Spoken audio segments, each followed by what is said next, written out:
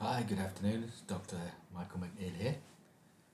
Just had a lovely time in nature there, harvesting. We've got loads of mint and stuff in the garden, and I think 3 or 4 different types of mint and sage, and so it was just really nice.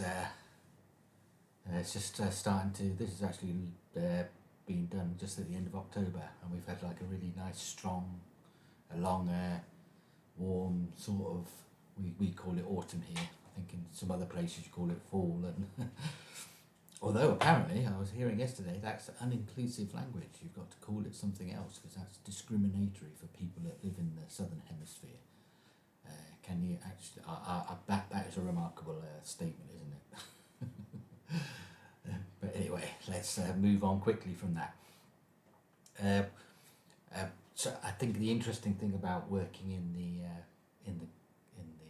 garden is a lot of people talk about how important it is to be grounded, and they're sort of like using like a pseudo-scientific description of, if you go out there with your bare feet and you feel the grass, you're discharging all the static electricity from your body, and which is a nice, interesting bit of pseudoscience, but it's certainly a wonderful. It just helps you understand the importance of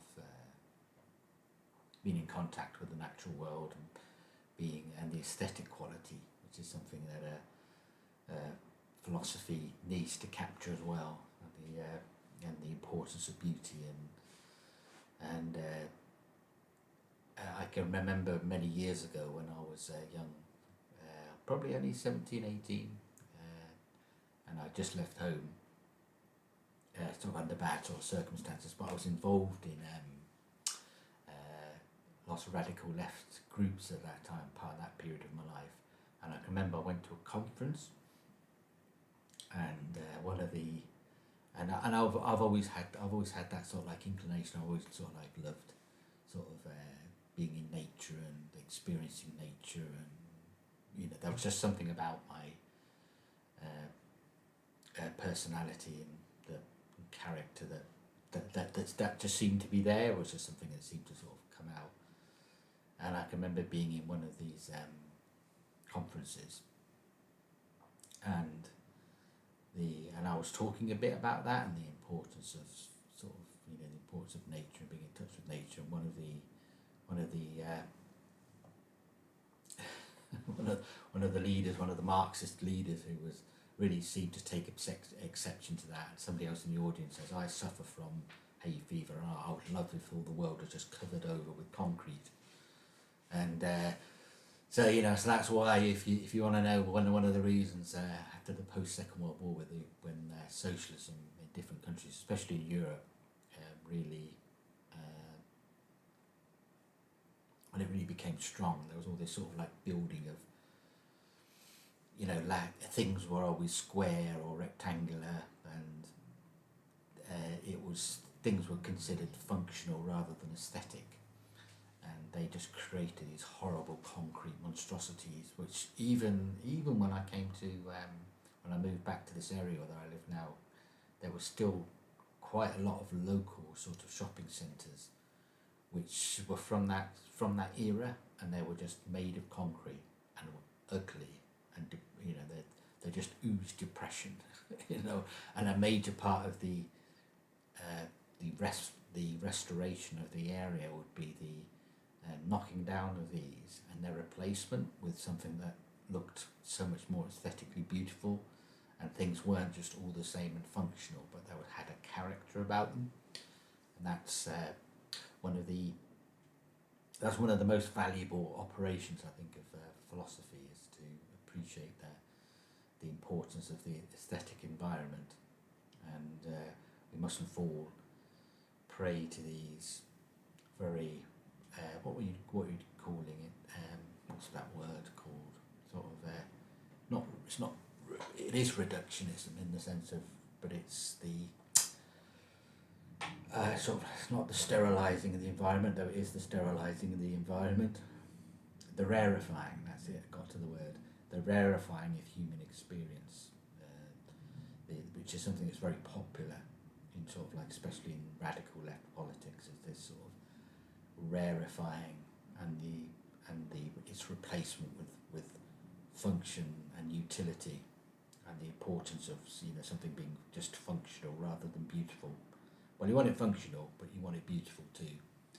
And so part of the importance of a philosopher, I suppose, and the discipline of philosophy, is to argue for that, to make a case for that, and how important the aesthetic is, and how beneficial the aesthetic is, how wonderful it is to be able to go out and sort of when it's beautiful like this. I've had to put a shade over the window because the sun's now getting so low that at this time it's got half my face will be in the sun and half will be in there, like what's happened in my last video. But it's been a really beautiful season. So anyway, that's 6 minutes of appreciation of nature, but I think that's worthwhile.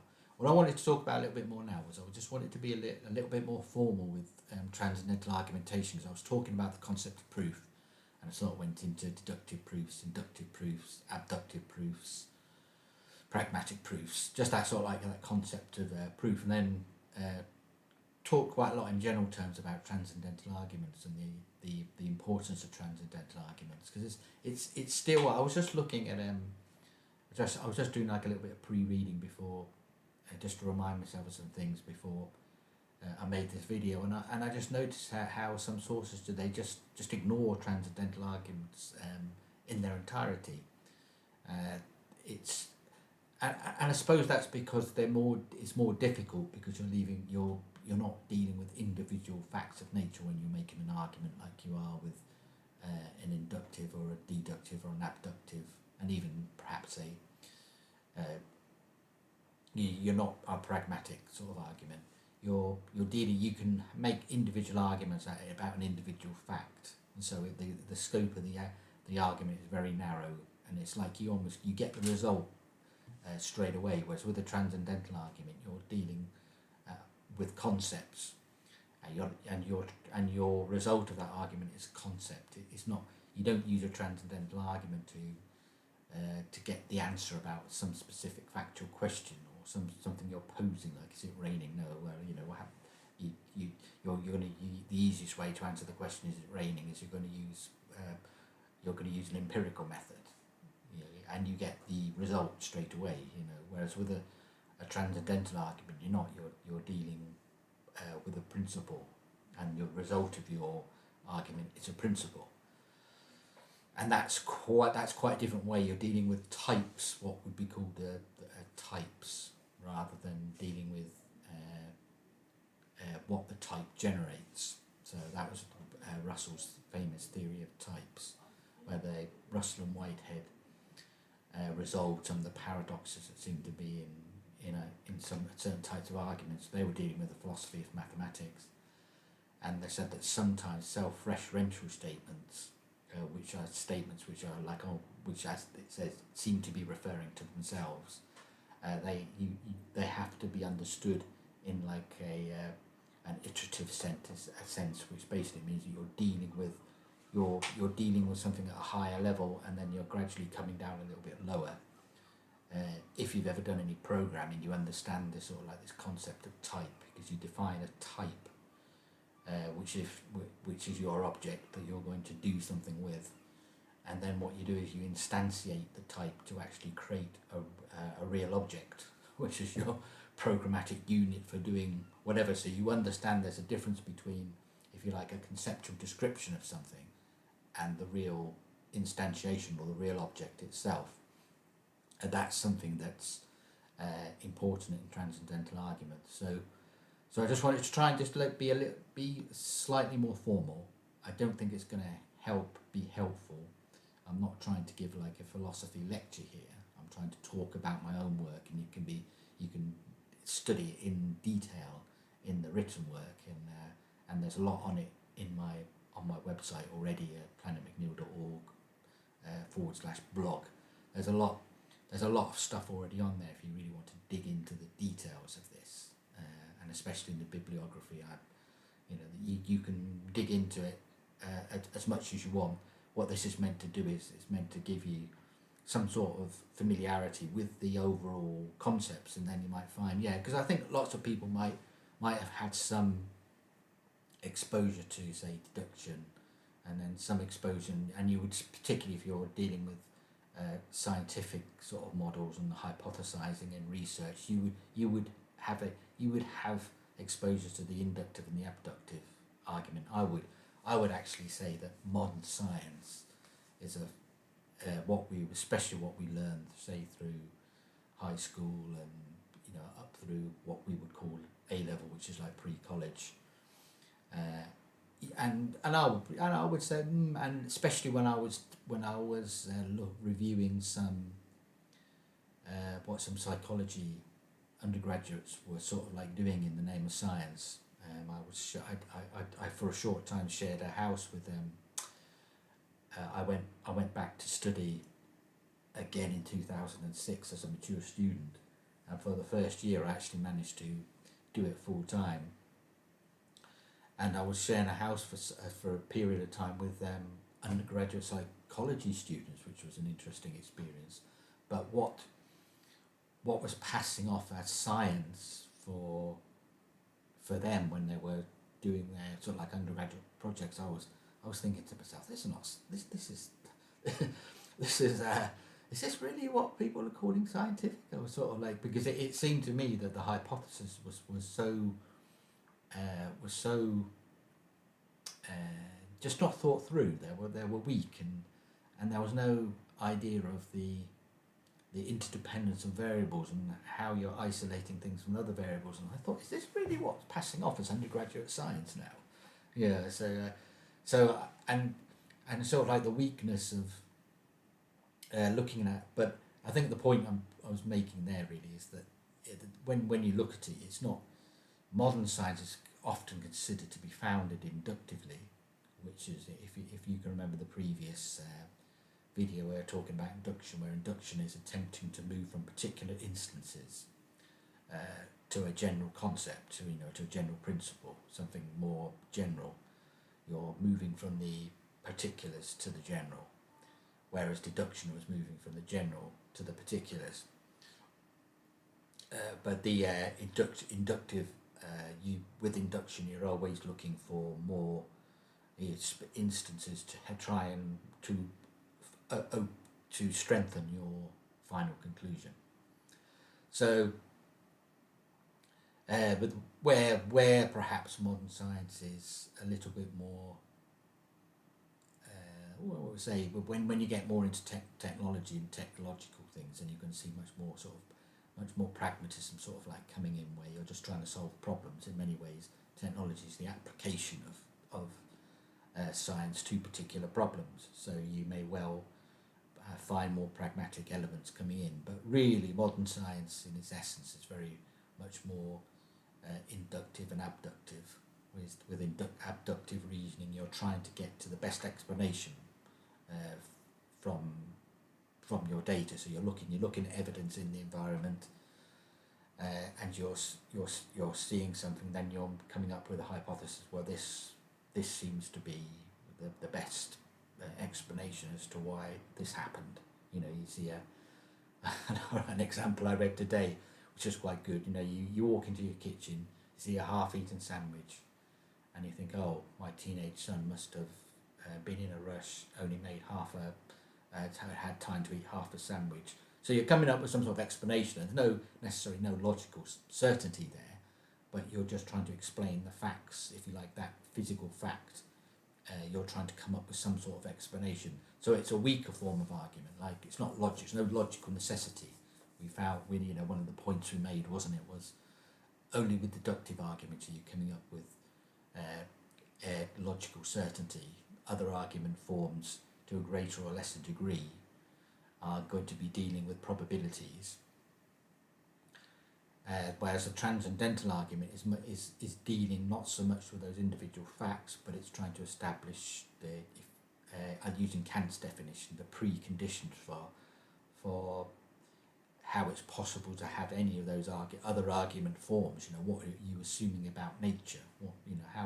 What are you assuming about objects to have knowledge at all? And so it's a rather different question, which is perhaps the reason why there's a lot of arguments about, lots of misunderstandings about transcendental arguments, because they're dealing with concepts rather than with resolving individual problems of nature. You wouldn't, I think I've already mentioned it, you wouldn't try and argue the question, is it raining, by a transcendental argument. It doesn't make sense to do that. But sometimes people do get confused because they think that, that you can rephrase certain problems that people may have presented, have written, say a question. You might want to say, you might want to construct an argument that says, if you try and rephrase what somebody describes as rhetorically rephrasing, there was one of the criticisms was, transcendental arguments can be rhetorically rephrased as inductive or deductive arguments, and that would be to misunderstand the nature of a transcendental argument. I think there's an instance of there's a very competent theologian, philosopher, theological, what would you call it, philosophical theologian perhaps, apologetic by Professor Frame, Dr. John Frame, and I'm not sure what his position is now, but particularly I think he was somebody that at one time asserted that just transcendental arguments weren't distinctive, that they could just be understood and rephrased as inductive or deductive arguments. And he gave like an example. You can just, if say like intelligibility in the universe, then God, or say if God, then intelligible universe. And he said, which sounds a bit like Van Til's transcendental argument, which was, he said that and atheism assumes theism, and so he's just saying, you can just reorganize that statement in some way and represent it as a inductive, or in that case like an inductive or a deductive argument, or something that sounds like syllogistic. A syllogism, when what we did before, just something where you're presenting an if-then sort of construction. You're starting with premises, you're trying to come to a conclusion. So, the criticism of that is that you're misunderstanding the transcendental argument. You're not trying to answer that individual question. You're trying to come to some sort of concept. Out pops a concept, something that helps you understand the world, not answering an individual question. That's one way to deal with a lot of the criticism of transcendental arguments, is that if somebody's starting from, say, and they're using, say, an individual statement, or they're trying to answer a question that's a factual question about nature, you're trying to come to some sort of explanation of something in the world, and you're dealing with specifics, then you've probably misunderstood the role and the nature of what a transcendental argument is, because transcendental argument always deals with concepts. That's it's dealing with what makes possible those individual factual derivations, or those logical principles, or those pragmatic concerns. You can, when you see criticisms like that, you can often decode them and say, well, they've just misunderstood the nature of transcendental argument. And in the chapter of my book where I deal with specifically with the transcendental argument for God, I go through some of those criticisms. I think there's somebody called Michael Butler, who was a student of Greg Banson, who was considered the foremost expositor of Dr. Van Til, and he Michael actually writes an excellent article it was in a book. I think the book's called what is it? I think I will look it up and I will put it in the description. Just I think it's the Standard Bearer. I think it's Essays in Memory of Dr. Greg Banson, and he does an excellent presentation of overview of transcendental arguments and some of the controversies connected with transcendental arguments, which we'll talk about briefly. And he when he goes through the discussion of the criticisms of the transcendental argument for God, Van Til's argument, Van Til's specific type of transcendental argument, he which is what I actually used his description. I thought it was so good that I used his essay, in a sense, where I was going through those criticisms as a basis for my own discussion. But most of the time that he came back to that point again and again and again and again is that the critics have misunderstood what a transcendental argument is trying to do. If the scope of the argument gets very narrow and what your question becomes very narrow, then you've misunderstood what the transcendental argument is trying to do. So, with that long preamble there,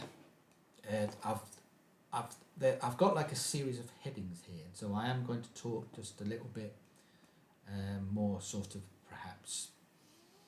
I'm not saying formally because I don't want it to be too formal because you'll just get lost in the detail of it, and this is one thing you have to. I'm very much trying to hear in the talks to support what I've done elsewhere or to support the reading that you can go on and do elsewhere. But I do think it is useful to go through to try and put a little bit more meat on the bones of transcendental arguments themselves. So perhaps one of the earliest examples of transcendental arguments that we see, and this perhaps encapsulates. It gives a little bit more of a concrete example of what an argument, of what's trying to be achieved by a transcendental mode of argument. It's actually Aristotle's, all the way back to Aristotle, where Aristotle is discussing logic, and he gives a transcendental argument for logic, saying that you can never discuss logic without assuming logic. So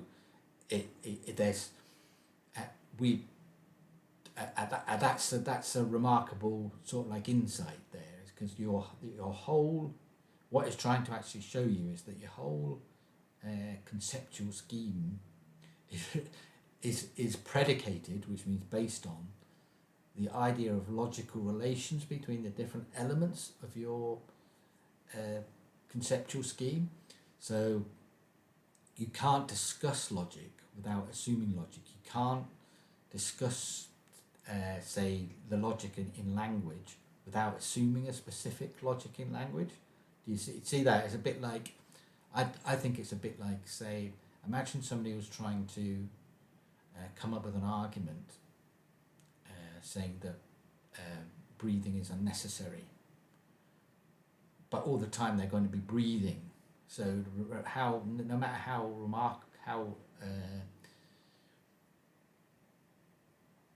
how sharp their argumentation or how insightful what they're actually saying is, or how useful it might be digging into the individual elements of their argument, saying, are you really breathing?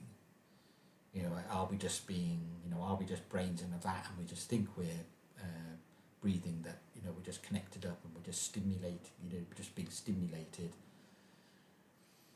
We're in some sort of simulation, and matrix-wise, if you know what the matrix theory, we're just experiencing these sensations that are just being fed to us, and we think that this is happening, but it's not really. But all the time, we would be breathing. one way or another, we're going to be breathing. And so for somebody to come up with an argument about whether or not you're breathing or not, so that would be more like a transcendental discussion, because you're actually saying, well, actually, no, sorry, you're not going to be able to even speak without breathing, because the whole understanding that vocal sounds and making the sound is actually to do with the compression waves being generated in your vocal cords, and if there's no air there, then you wouldn't be able to speak. It's like it will be silent. So it's a bit like if you've ever seen the experiment. I can remember probably when I was about 13 or 14. You're learning about sound, and the big bell jar, and there's a bell in the middle of the bell jar, and then you suck all the air out, and the sound disappears, because the sound is molecules of air, the gases in the air being knocked together, a compression wave, and that goes through the air, hits your eardrum, but when you're sucking the air out, that's gone, and it's silent. So I can remember looking and seeing that. It was amazing. Think, look at that. It was like the bell was ringing, but you couldn't hear it.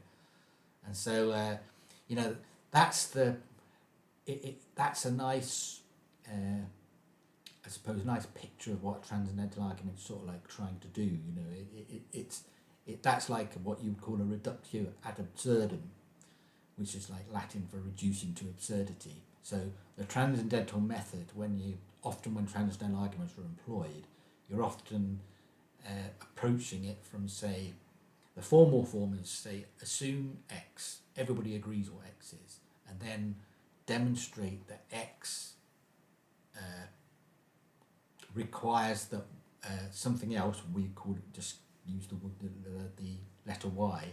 So you accept X, and what you're trying to prove by the transcendental argument is that this X, that everybody, including the person that's skeptical,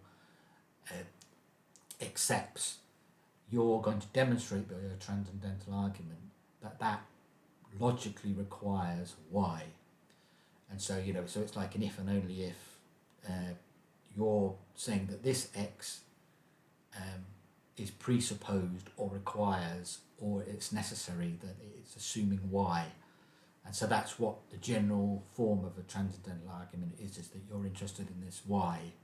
You're saying everybody agrees over this X, but you're going to show, often by a reductio ad absurdum type style of argument, that it presupposes this Y, which is what I think was my first. If I bring this to the front, I think that helps me to check that that's correct. Yeah. And perhaps another one of the most interesting things about. Let me just check my timing here. Yeah. Okay. So that's the first thing to get. I think I'll reiterate this, and then I'll stop it, because I've sort of like gone the half an hour there. I'll try and chop them up into half an hour segments. So what I wrote here was to formalise the argument of the previous two chapters. The general logical form of the transcendental argument is this: assume X. X is accepted by all participants in the argument, even a local skeptic. And the reason why I've used the word local there, because if you're a global skeptic, you might not be prepared to accept anything, in which case we haven't got a discussion to be had. You can't have an argument. That's the issue that's one of the things that transcendental argument wants to demonstrate. One of its most powerful aspects is that to somebody that wants to deny and say that there is no reason, there is no rhyme to the universe, then you'll have to say, well, you're actually being incoherent. We can't have a discussion with you. Go and that's it. End of. There's nothing you do. You can't have a discussion with somebody that doesn't that wants to. You have to have some sort of at least some sort of common basis. And if somebody just wants to assert that whether nothing can be known, then your the transcendental argument with respect to that is, well, if you're saying that nothing can be known, you can't know that nothing can be known by your own argument, and therefore your argument is incoherent. And that's one of the most powerful expressions of the power of the transcendental argument, because it says to the skeptic, you have to assume what you are arguing against and saying is false. You have to assume that is true in order to generate your skeptical argument. So that's what's called the reductio ad absurdum. Is you're saying if you assume that you're correct, if we assume that you are right, so let's assume that you are right, nothing can be known. That's absurd. The consequences are that absurd, because your argument, nothing can be known, assumes that something can be known. Okay, so that's I think that's probably as clear as you can get it if you want to grasp what a transcendental argument is. Okay, so I'll have a short pause here and I'll come back. Hi, welcome back to part 2, take 2. Got myself in a bit of a mess there, so I thought I'd redo it. I'd only done a couple of minutes. So I was just finishing off with the what the logical form of a transcendental argument was. We've got X. That's the thing everybody agrees on, and we're trying to show, normally by a reductio ad absurdum, that implies that Y, which is the contested proposition, is a precondition or is presupposed if you accept X. And it's often done with what's called the reductio ad absurdum, which is just Latin for reducing to absurdity. So if you propose, if you want to deny, for example, you want to deny that Y is the case, and then you show the absurd effects that has, which makes it impossible for you to say that you believe X.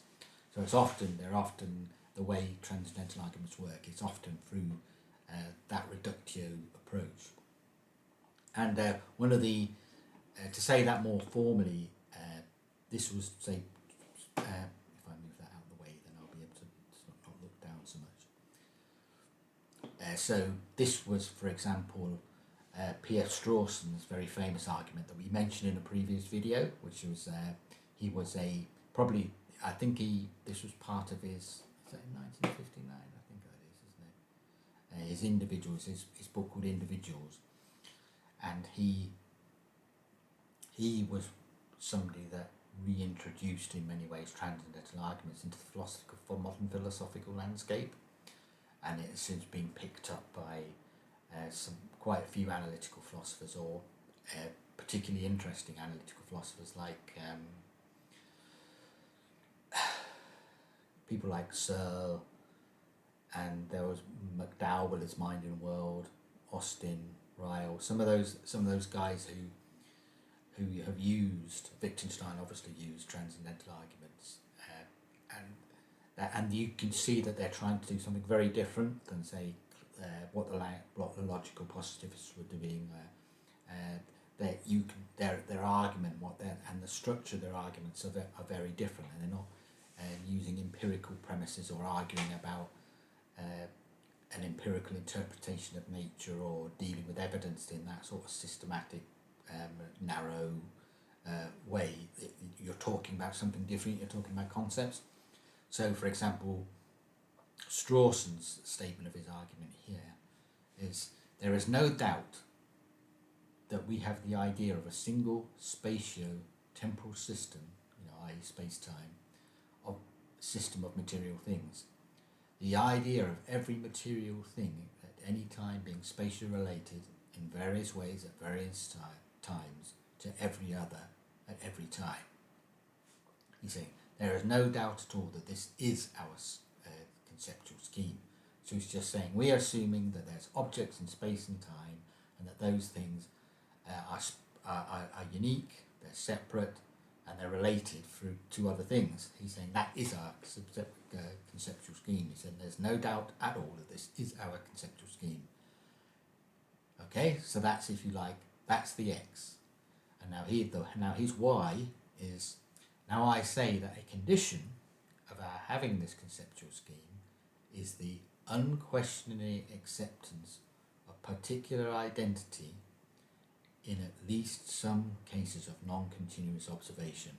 So that's his Y, and just trying to clarify what he means by that Y is that is that people are, we presented the argument that how do you know that the particular alarm clock and the particular bed, when you're not looking at something and you go to sleep, how do you know that somebody didn't come in the middle of the night and just change all your bedroom furniture with stuff that looks just like your bedroom furniture that you had before you went to sleep?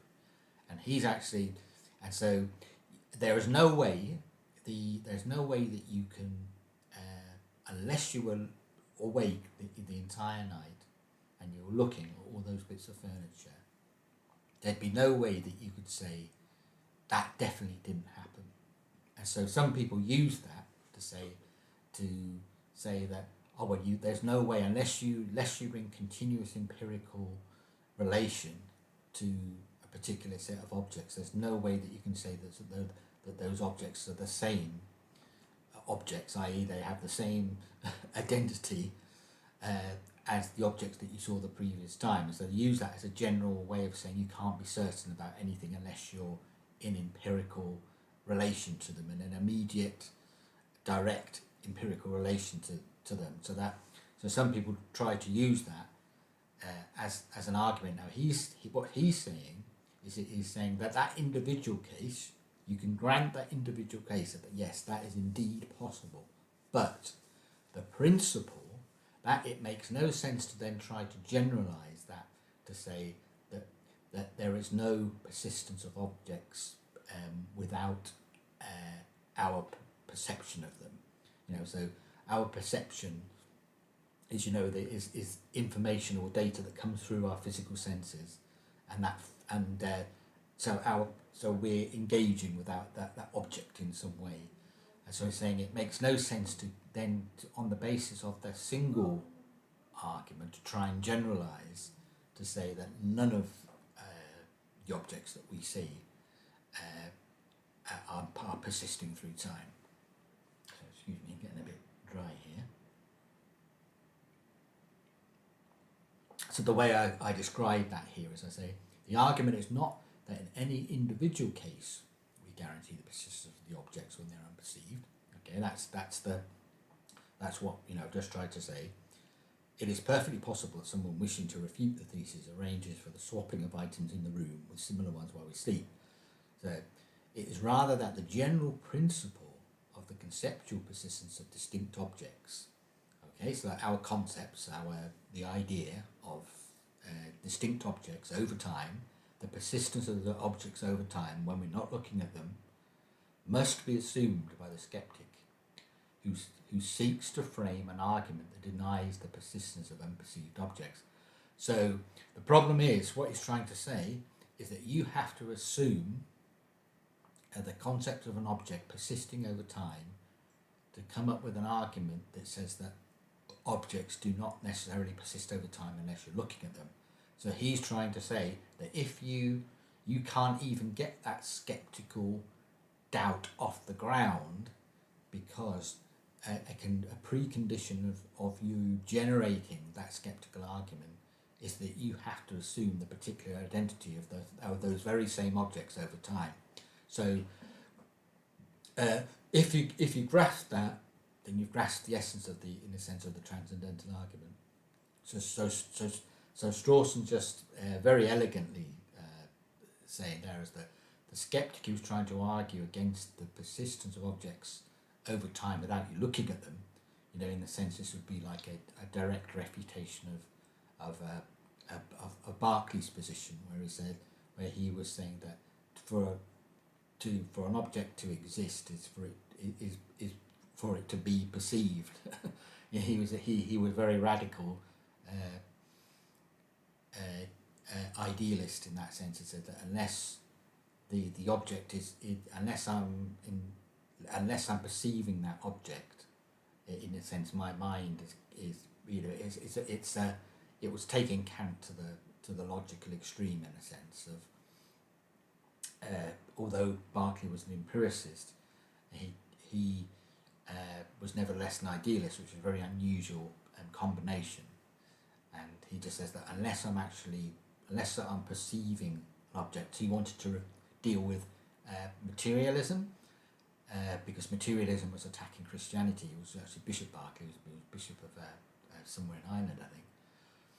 And he wanted to deal with the attack on Christianity by the materialists, people like Hobbes, and so he said the easiest way to deal with that is to delete the concept of material, of matter, of solid, by saying that their things only exist in our mind, and they only, if you like, they're only instantiated or made real when we are perceiving them. And so this is a bit like what Strawson's trying to deal with this argument, because he's saying that you can't generate an argument against material objects, or of there being no material things, without assuming the concept of materiality at all. So he's saying there that the idea of every material thing at any time being spatially related in various ways, in various times, to every other time. So that's our conceptual scheme. Now he's saying that our precondition of that is the unquestioning acceptance of particular identity in at least some cases of non-continuous observation. So he's trying to say that you cannot generate an argument against a particular identity in cases of non-continual observation, i.e. when you're not looking at it, that things suddenly disappear or disintegrate without having those concepts already there. And so it's powerful. I think it's a powerful argument. I think that's a very convincing. I think we would have. I think most people would agree with Strawson at that level. Where it becomes more interesting. So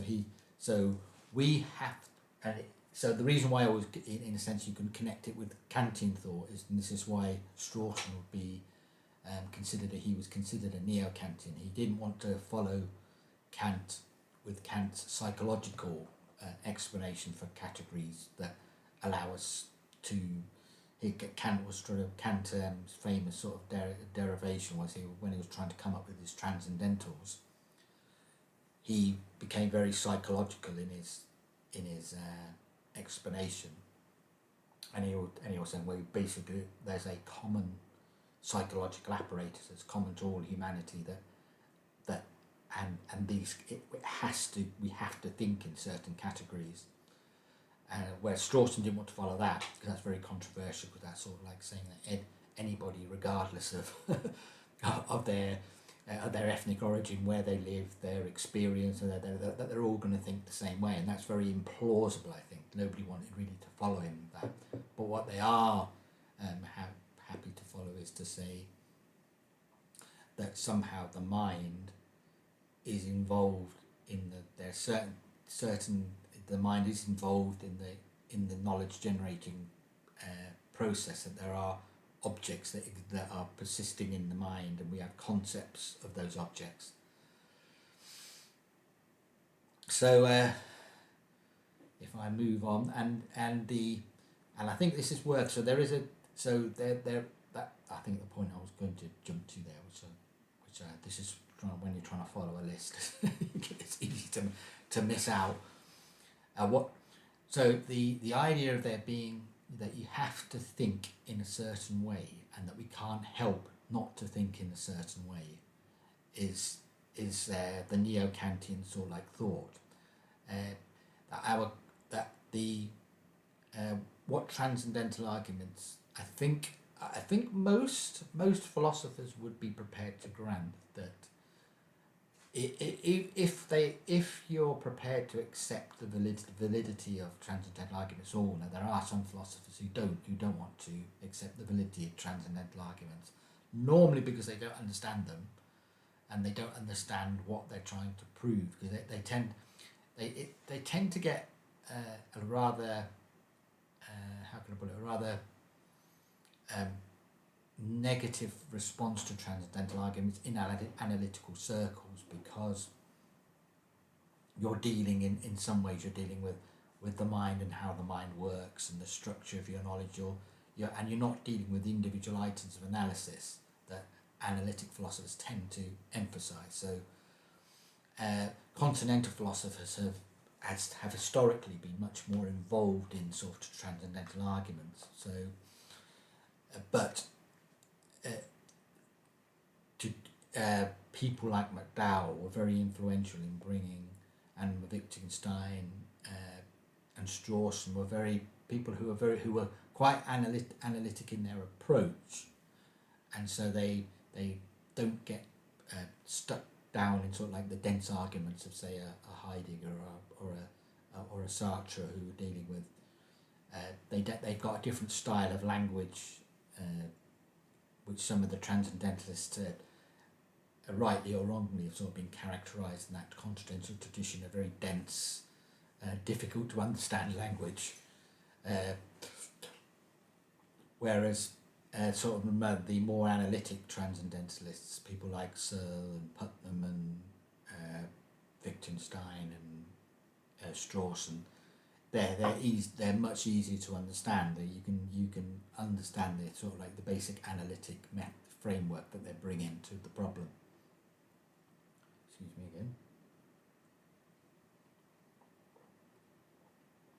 So this idea, that is what you might call there's an option A transcendental argument. There was a very interesting paper written by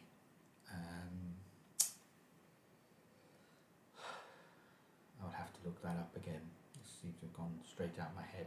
But the Anthony, what was it? I've got his first name there.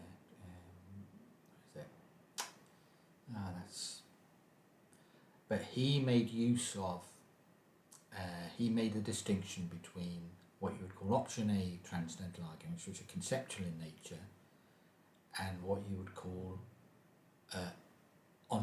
ontological transcendental arguments with ontological significance, which basically means that you're saying that the world really is the way that I have to think. So there's quite a fundamental distinction there between that. So you can, if you're talking about option A arguments, you're talking about, well, my concepts are, we have to think this particular way, and so my concepts say that the world is this particular way. Whether that's quite different though from saying the world really is a particular way. So the concepts, or the option A arguments, are saying that we have to think a particular way. Option B arguments are saying, but the world really is this way. So option B arguments have got ontological significance, or they're talking about metaphysics. They're saying that the world really is this way. But you can see that that's quite different from saying that we just have to think about the world a particular way. And this is what Kant, in a sense, this was Kant's big division of reality into the noumenal and the phenomenal world. He's saying that we have to deal with the world the way the world appears to us in the phenomenal realm. Kant believed that there was a place where objects exist as they are in themselves, which he called the noumenal realm. Certain objects that he said that anything that's in the noumenal realm is only appears to us in the phenomenal realm, but we don't know it as it is in the noumenal realm. We're cut off from what the object really is like. We're just limited to how it appears to us in the phenomenal realm. And so he put objects such as God, the positive God. He said that God was in the noumenal realm, and we are cut off from knowing God as he really is in himself. We, or him, her, herself, or itself. We're only going to experience as God has appeared to us in the phenomenal realm. So he was trying to deal with the skepticism of Hume, and so he divided our experience into, or divided reality into the noumenal and the phenomenal. And so the most famous criticism of transcendental arguments was made by somebody called Stroud in response to Strawson, and he was saying that the most transcendental arguments can do is to demonstrate the conceptual necessity of that we have to think in a particular way. Now, that though is still a really substantive and important place to get to, in the sense of actually demonstrating that we have to think in a particular way. It's still quite a powerful sort of like terminus. But if you are, the reason why some have taken issue with that, of course, in my particular work, I'm specifically dealing with, well, how does this relate to the belief in God and the necessity of belief in God, and can you demonstrate objectively? You know, that's the prize of the argument, is there is an objective proof for the existence of God.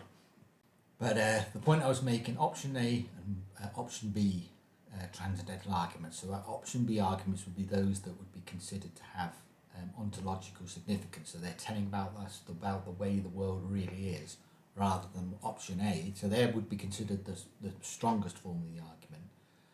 Whereas option A arguments are just saying that we have to think about the world in a particular way. So there's an important distinction there. So the terminus that I was trying to get to, what I was trying to say there was that if you were trying to come up with a transcendental argument for the existence of God, the most your argument would be able to, if it was just limited to option A criteria, the most you could come up with is just by saying, well, in order to be rational, you have to believe, say, the Christian worldview. So that would be your the most you could get, which is in a sense it would be considered a powerful milestone in the apologetic task. By apologetics, I'm using it in the term, the discipline of apologetics, rationally defending the Christian faith. You've gone a long way to demonstrating that in order to be rational, truly rational about the world, the transcendental argument would be saying, in order to be truly rational about the world, you have to accept the presuppositions of the Christian worldview. And that's what I argue in my work. I believe that is true. In order to be rational about the world, and this is what the Van Tillian transcendental argument is, that is saying that the preconditions of arguing at all about anything is you're accepting the Christian worldview, and that's what Van Tillian's work was. I think the initial statement of the argument is only about 500 or 600 words long, but it's a very powerful, it's very concise, very very clean statement of his argument by saying the discussion is really about what it's not so much talking about probabilities, but it's talking about, they're saying, well, you don't want to talk about probabilities, you want to talk about what worldview makes sense, what are you assuming in a worldview that makes sense of the concept of probability at all, and so that's where he's really sort of like trying to drill down to say, well, but what you're assuming, that's why it's transcendental. It's like Kant, you're asking those very very basic questions. So, well, what is the worldview that makes sense of objects at all? And he's saying that only the Christian worldview makes sense of the concepts of objects, of causality, of those things that we take for granted in our experience when we're of logic, a foundation for logic. And so that's in a sense the promise of the power of the argument.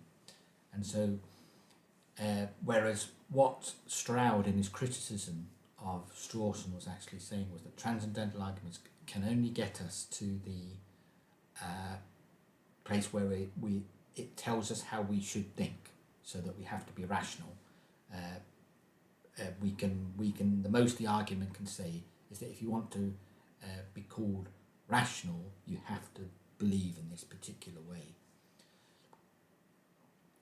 And which is still, like I say, that's still a long way towards the argument, but that's quite different than saying, well, if we have to be rational to have the concept of God, that doesn't mean that God exists. That just means we have to be rational in our thought. So it's just saying that this concept of God is a prerequisite of us being rational. And and that's very different from saying, that means that God exists. That doesn't follow, and that is what Stroud is saying, that you can never make that bridge between the terminus of a transcendental argument and the way the world really is. He was saying in order to do that, you would have to import in some verification principle. And when we discussed the verification principle at all, we actually said, well, the problem with the verification principle is that the verification principle is self contradictory, because we the verification principle, all verification principles try to make the connections between the mind and the world, the way the world really is, by saying that only if you have to be able to verify what's in the world by an empirical observation, but that statement of you have to verify the world and by verifying what's in nature, you can't establish that principle on empirical grounds, so that it collapses in on itself. What is quite and that's why Stroud rejects the verification principle. He says the verification principles, no matter how you try to frame them, they're either too narrow or too broad, and you can never. So you certainly can't import in a verification principle to make the transcendental argument work. And if you did decide to import in a verification principle, then the transcendental argument itself is completely unnecessary. Which is why when I started the discussion, some people would say that transcendental arguments are not a unique form of argumentation. They're unnecessary. And Stroud's actually at this point actually saying that if you're trying to deal with reality and metaphysics and ontology, the way things really are in themselves, he's saying transcendental arguments have got no merit beyond normal deductive or inductive arguments or abductive arguments. There's nothing unique about them. They don't help us along, because we're just going to use some sort of verification principle. So that sort of attack on the transcendental mode of argument. Now, somebody really, which was the name of the paper I was trying to remember earlier on, tries to use Donald Davidson was a very famous, very influential philosopher. I'm not sure what his status is now. He must be getting on in years. But he wrote a very, very famous paper around about 2003, I think, where his argument was that many people sort of talk about conceptual schemes and people having different conceptual schemes, and it's very the term I prefer is worldview, which is, so people say, well, people have different worldviews, and I would say yes, that is true. I would say that a worldview is a superset of conceptual scheme. A conceptual scheme is part of a worldview, but there's more to a worldview than just a conceptual scheme. And I think Davidson, in a sense, in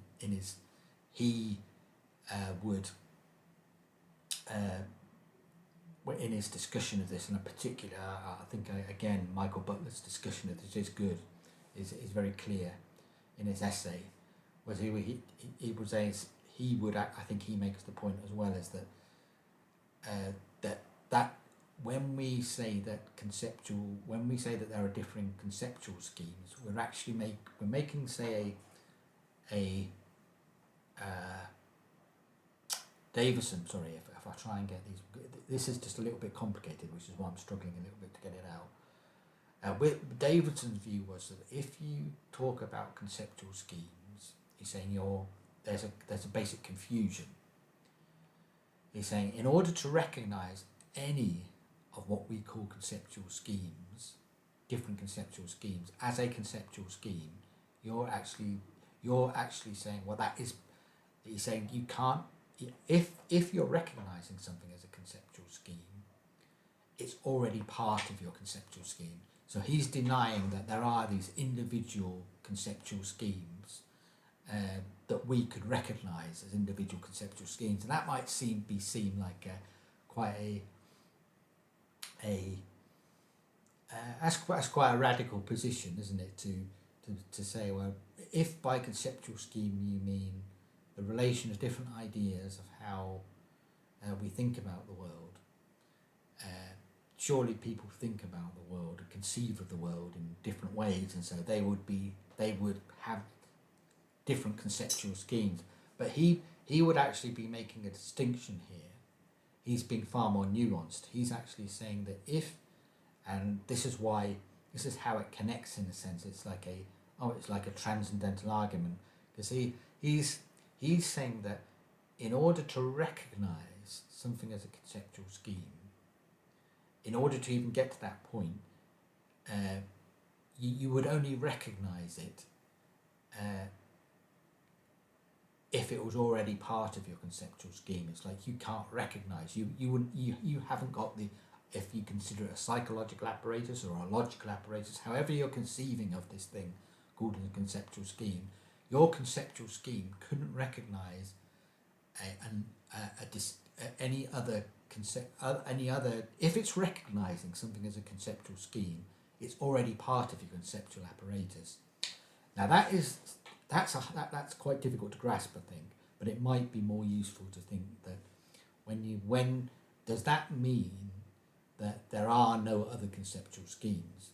No, that's not what he's saying. He's saying there might be other conceptual schemes out there, but he said that if you encountered them, you would not recognize it as a conceptual scheme. He's actually saying this is why you're seeing how I think you can see how close this is to Kant's view, because you're saying, well, Kant's actually saying, well, your mind constructs these objects of knowledge, and he's saying, well, there's this, he was saying, well, there must be this universal sort of psychological apparatus that deals with the world, and you can almost see this in Davidson, even though Davidson was much far more empirical, and he was a conscious follower of Quine, who departed from Quine on important ways, and this was one of the ways, I think, where he departed from Quine. But he's actually saying that, in order to, you wouldn't recognize something that's not part of your conceptual scheme. So he's saying that when people come up with all these types of arguments with respect to differing conceptual schemes, he's saying that's a fallacious, there's a basic error in your discussion there, because in order to see something as a conceptual scheme, it already has to be part of our conceptual scheme. Now, but that is different. That is, in a sense, that is what you might call an epistemological observation. You're saying that that is different than saying that there are, but there might be other conceptual schemes out there. It's just we could never recognize them. There might be, if you consider this way, there might be alien conceptual schemes out there, but we wouldn't recognize them as conceptual schemes. There might be people that think so radically different from us that we wouldn't even recognize that they were thinking. But then we wouldn't be able to know anything about them. That's the when you follow this argument through, it's quite interesting, the implications of what actually comes to there. And as a Christian, for myself, when reflecting on this as a Christian, it's like, but with the Christ, in the sense the scriptures do say that God does say that my thoughts are not like your thoughts, and my and my the way God looks at something is not the way that we look at it. And our understanding is that as high as the heavens are above the earth, my thoughts are differing than your thoughts.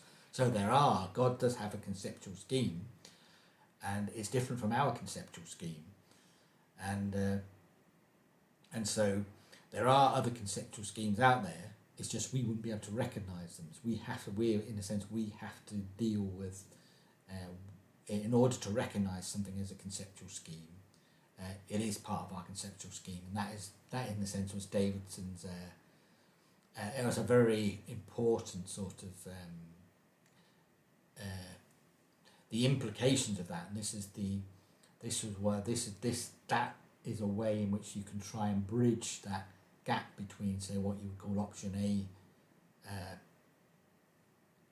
transcendental arguments, an option B transcendental argument, because the terminus of the option A argument was, we do have to think this way. That's what Stroud says. Stroud says you can get to that point with a transcendental argument, that you can demonstrate that you have to think about the world in this particular way. But what you can't then do is make the ontological leap and to say that the world is this particular way. Whereas what Davidson, the philosopher, which I wish I could remember his paper, but he in his discussion he says, why, if we now take up Davidson's point of view of saying that there is only a single conceptual scheme, then we can actually say, well, we've made that the very fact that our argument says that we have to think this particular way, then they were saying, well, the world really must be this particular way, and that was attempting to get that metaphysical bridge to the world as it really is in itself. We would have to say, well, but if for us as believers,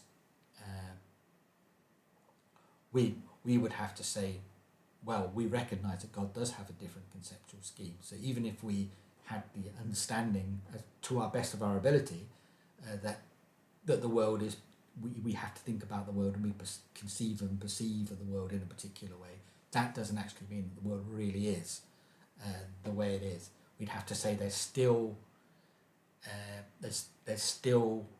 room in a sense for us to say, well, actually, we think about the world in a particular way. We come to these conclusions about the world, but we can't say the world really is the way that we conceive of it, unless there's some other more, unless we then bring in additional premises where we're actually saying, well,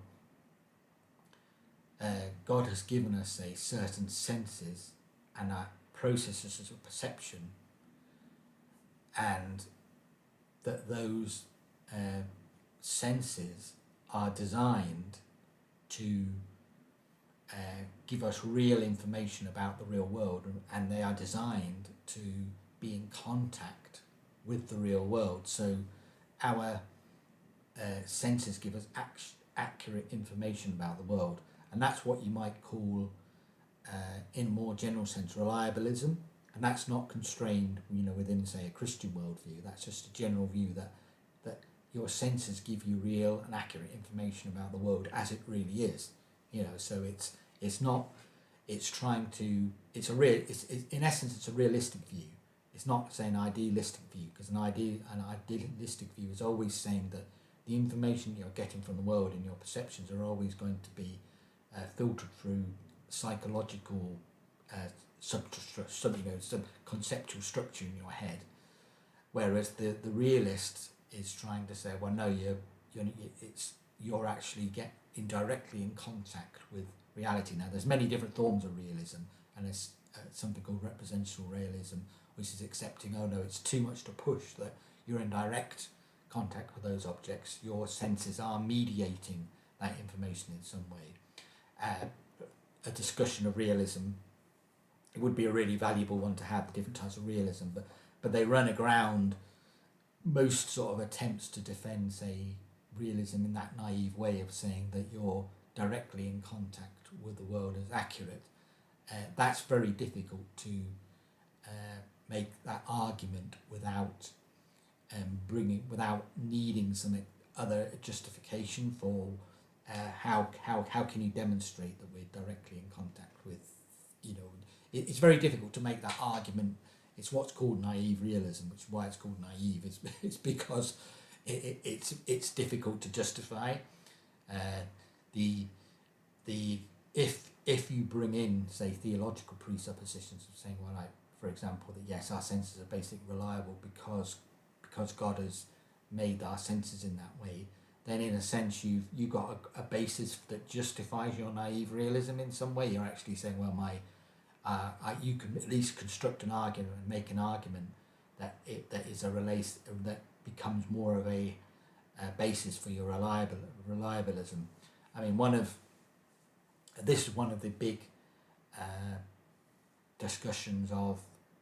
There was somebody called Thomas Reid, and Reid was trying to answer Hume's skepticism, but in a very different way to Kant.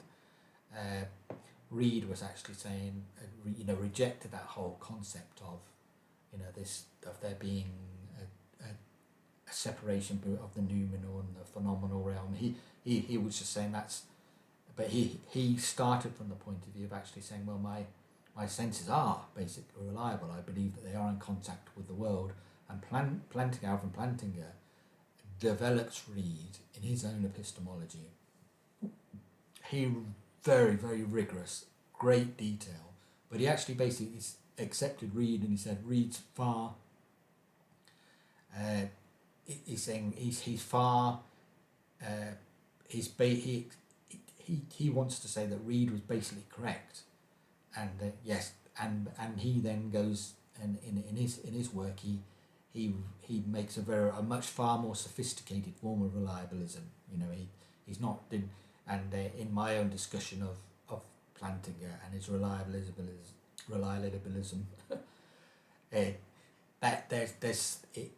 he really does develop that very strongly and come up with a very what I would say is a very robust and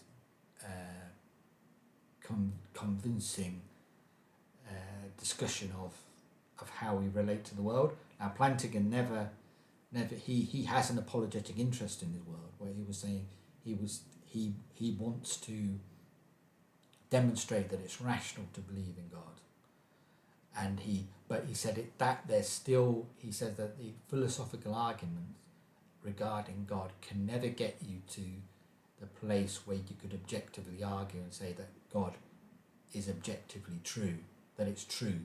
And he finishes, in a sense, his great trilogy. He had a 3-part trilogy, which is what trilogy is, isn't it? There was a tautological statement there, but in his great 3-part trilogy, he finishes it with this statement that was saying about but the big question is, because in a sense he's saying yes, you can get to this point, this terminus, where you can say that belief in God is rationally defensible, but he was saying now, and he's saying that this is as good as philosophical arguments can get, is by saying yes, this is rationally true, but he's saying the big rationally correct, it's okay, you can believe in God and you can be rational, and you needn't be ashamed. But he was saying it's another question. He said the big question is, so he can say that your belief in God is warranted. That's the term that's very specific to Plantinga, is this concept of warrant, which he believes was far stronger than justification.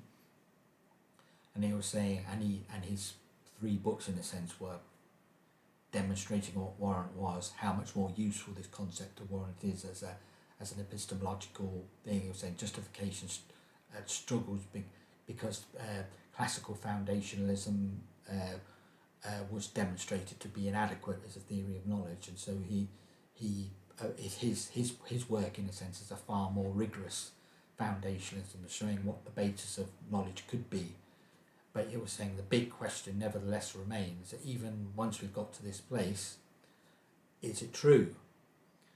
And he's saying that's a big question now. He said, I personally believe that this is that's the maximally important truth. I think that's the term he uses in one of his. He has 2 different versions of the same quote in his. He's got the big 3-volume trilogy ending, and then he did a far smaller book, I think, in 2015, because I think the trilogy came out. The final part of the trilogy, I think, came out in about 2000, which was sort of this thick, sort of 3. And but he did a very thin, sort of like a book, about 120, 130 pages, which I think was Knowledge of Christian Belief, I think it's called, which was like a non-trivial summary of the results, but he doesn't go into the enormous technical discussions that he did in the trilogy. He tries to summarise his view, and in both cases, the short and the long version of his argument, he finishes it with this thought. He was saying the big question is, we can demonstrate that Christian belief is warranted. We can be warranted, rationally warranted. So he's saying you can be intellectually fulfilled, and you needn't be ashamed of your Christian belief. You can demonstrate its rationality. But he was saying, but he finished his argument by saying, but is it true? He said, personally, I believe it is true, and it's true in the most important way. But he was saying that philosophical discussions and philosophical arguments, he was saying, I believe that, we've established and we've argued as strong as you possibly can with the sort of philosophical arguments. But he was saying that there's something different, there's like a qualitative difference between believing, having belief in God and coming to belief, there's a difference between being rationally convinced, is probably a good way of saying it, about belief in God, and that belief in God is rational, than actually believing in God and having like an active faith. I think, and that is a good division to. He's saying that you can be rationally convinced, or if you like, mentally affirm. Some other Christian traditions talk about it in this way. They say that you can mentally assent that something is true, but there's a difference between having a personal, intimate encounter with the truth, and then intellectually accepting something is true. And it's interesting. I'm thinking as well as my second supervisor, my first supervisor. Unfortunately, he left the university, so when I was somebody had to take up the supervision. And what was interesting about him was that he was he was actually a Muslim, and he said there's a difference between saying knowing Islam and knowing about Islam, and it said and actually practicing Islam in a particular way. So when you're actually in the sense having the religious experience of Islam. And so this is a very simple idea, but Plantinga was saying that in a sense as well. He was saying that philosophy can take you this far, but actually, and take it up to where you can understand that it's rational to believe in God, but actually having an experience of what it actually means to believe in God and encounter the truth is something that's rather different. And so that, in a sense, is the great, isn't it? That's the great argument between religious experience and the creeds of religion, and what is more important? Is it some sort of doctrinal statement about something, or is it the experience of living it? So the Kierkegaard, this is one of the things about Kierkegaard, isn't it? It's Kierkegaard rejected. He said that reason and the processes of reason, and to think that reason could ever get you to the place of experience of a authentic belief in God is ridiculous. And so he was I was putting a heater on underneath my desk here. He was saying that the authentic Christian belief is something that's experienced. The authentic practice of Christianity would be a better way of saying it. It's not something that comes to us through reason. It's something we have to encounter, and that's a very, very mystical, creedal distinction, if you like, duality. That tension is something that's very, very. That's one. I would say that's one of the big issues of the philosophy of religion, and particularly the philosophy and the Christian philosophy. And in my work, in a sense, I'm very much on the creedal side. I'm making an argument. I'm making a rational argument. And this, in a sense, is the distinction between what's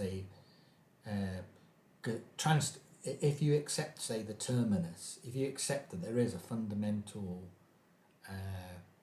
limitation to where your reason can get you, that you can never reason to God. And that's one of the presumptions, I would say. That is one of the presumptions of Reformed theology, that Reformed theology says that there is no natural theology. What do we mean by that?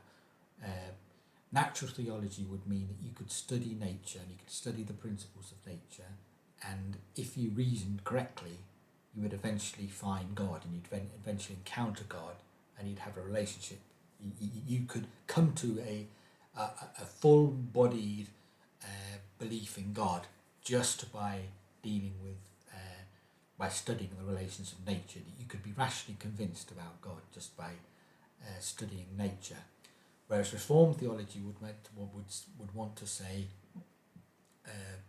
because that sort of concept of natural theology is very strong. People would say that would be associated, say, with Aquinas, with the Roman Catholic position.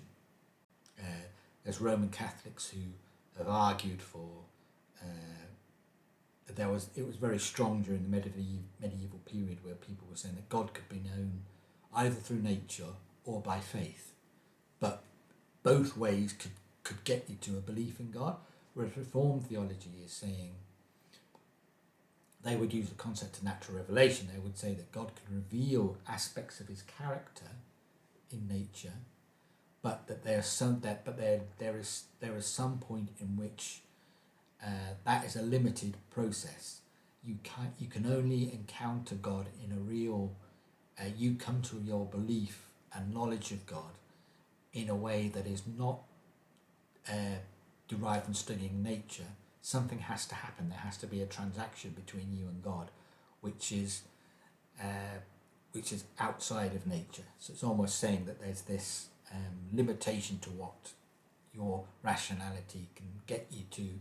You might be thoroughly convinced about that God exists and that God is real, but you can never make that jump to actually having an experience of God without there being an additional transaction. You're coming to your belief in God in a different way, and that's for Plantinga as somebody that has that Reformed background. He makes that point that you come to your belief in God not through philosophical discussions or analysis, or that you eventually have reasons for your belief. I think Pascal is famous for his statement that the heart has reasons that the mind knows not what. It's one of those. It's expressing a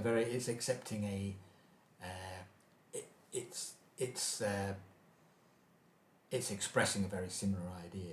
The heart has reason that the mind doesn't know, the reason doesn't know. So it's making that distinction. It's one of those fundamental duality. Now, where, in a sense, where Van Til is strong, is trying to be stronger, he's actually saying that there is an objective argument for belief in God. So he's saying, whereas Plantinga would say there's always this fundamental limit that you're going to hit up to. You get to this certain place where you can't get beyond. Van Til's saying that you can get much further. You're not relying. You can argue in a far more rigorous manner that, in a sense, that believe that God is the precondition for all understanding of any. You can't. It's a precondition for understanding. Understanding in there. It's like what makes reason reasonable. The only way you can make reason reasonable, when Hume said that reason, when considered an abstract view, makes irrefutable. What is that? When reason is considered in an abstract view, it goes irrefutable arguments against itself. So whenever we're reasoning, we are assuming the reasonableness of reason. As Hume's conclusion was, there is no reason. There's nothing that makes reason unreasonable, other than it's more to do with custom. It's just the way in some ways he's almost I would say he's almost rephrasing Kant, which is one of the arguments that did Kant ever answer Hume, because in a sense Kant is almost saying, well, we have to think a particular way. Hume's sort of like saying the only reason we think a particular way is because it's our custom. We just think this way because we do. There's no rational basis to our reason. Whereas Kant's sort of saying, yes, I can answer Hume by saying that we have to think this particular way. Did he ever answer it? A lot of, this argument is always going to happen. It's a philosophical argument. Did Hume and Kant just reflect his skepticism back to him? And so there's always this very, you can see how there's this implicit circularity that's always, whenever you try and argue rationally, you're assuming that there is a justification for your reason, and that's perhaps that is a you're going to want. This is why some people attack the very concept of reason as reasonable, and that's why, in a sense, some sort of transcendental. You need, if you want to justify reason, if you the approach, another approach. This is one of the power, in the sense of the transcendental mode of argumentation, is that you are wanting to provide a transcendental justification for reasoning, and for the if you consider the approach of Kant to be inadequate, you're saying, well, it's just not just to do with categories of understanding, and it's part of our psychological apparatus, because in a sense it's just mirror image of Hume. Hume saying, well, there is nothing there, it's just custom, it's just habit, and Kant, with Kant saying, I can rescue science and rationality, we have to think about this particular way, and we're going to divide reality up now to phenomenal and noumenal. And this is what the logical positivists found so unsatisfactory, because they didn't want to admit there was another realm, saying that phenomena is all that we have, let's deal with the world that we have. But then we found all the problems of logical positivism and its problem with dealing with aesthetics and the way language is really used. And so you then end up with the sort of like the movement in later sort of 20th century philosophy of people, once they've accepted this idea that reason is fallible, you then end up with sort of like with the postmodern critique of reason, and then you end up with deconstructionism, which then takes where there is no reason, there is no rhyme, and you then end up with a, if you like, intellectual anarchy, and all you have is competing micro narratives of life, and there is no universe, there's just multiverses, and you end up with intellectual chaos. And so what the transcendental approach is trying to do is trying to rescue rationality, and the controversial aspect, and this is what I'm trying to work out in my own work, in a sense, is of saying that only by accepting a transcendental, in a sense, something that's beyond the natural world, that guarantees your knowledge, are you able to establish a foundation for knowledge. Now, you might instantly think that, oh, I mean, that's sounding like Plato and his concept of forms, isn't it? And that these forms exist somewhere, in this another realm. But it's not. It's something more sophisticated, because it's actually saying that the concept of that by accepting the necessity of if you like, the Trinity as a transcendental, you're resolving some fundamental problems that allow you to ground your philosophy. It's rather different than saying that these concepts are just existing in this other world. This is saying that this is guaranteeing all the different elements of reasoning are enabled because of what the scriptures reveal to us regarding the foundation of God as the foundation for reasoning. It's something rather different there. It's because I think often Christian philosophy is misrepresented as basically Platonic, and that we would prefer some sort of Platonic view to, say, the traditional Roman Catholic view of Aquinas. He, he, but that's not, because there was Neoplatonism, and Platonism was quite, until Aquinas came along, I think, and Aquinas understood Aristotle, understood him really well, and reformulated sort of Christian, medieval Christian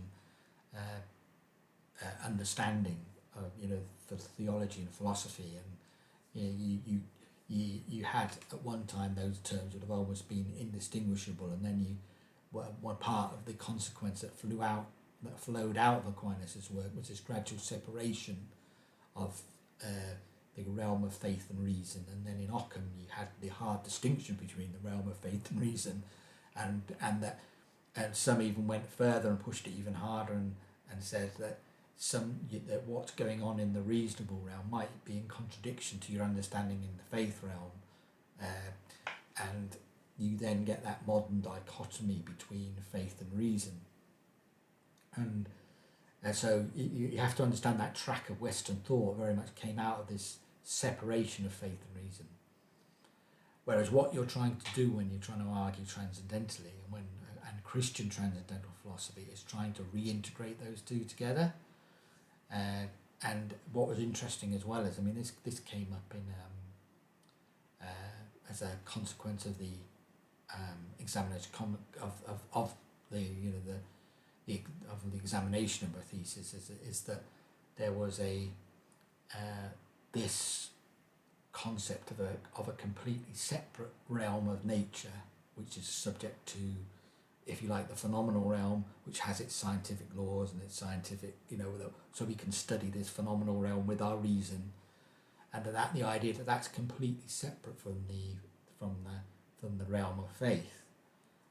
There was a reaction in the work of some, I think it's called in the Catholic tradition as well, of saying that gradual move from Aquinas was actually a misinterpretation of Aquinas, and that in fact there was far more contact between what you might call a reformed dependence of assumption of the intimate interdependence of those two, that was reasserted in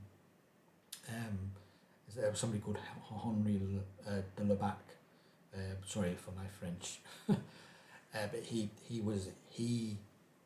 wanted to argue that there was no pure realm of nature, that's just an abstraction from something, or a distortion of what Aquinas was talking about, because you have to,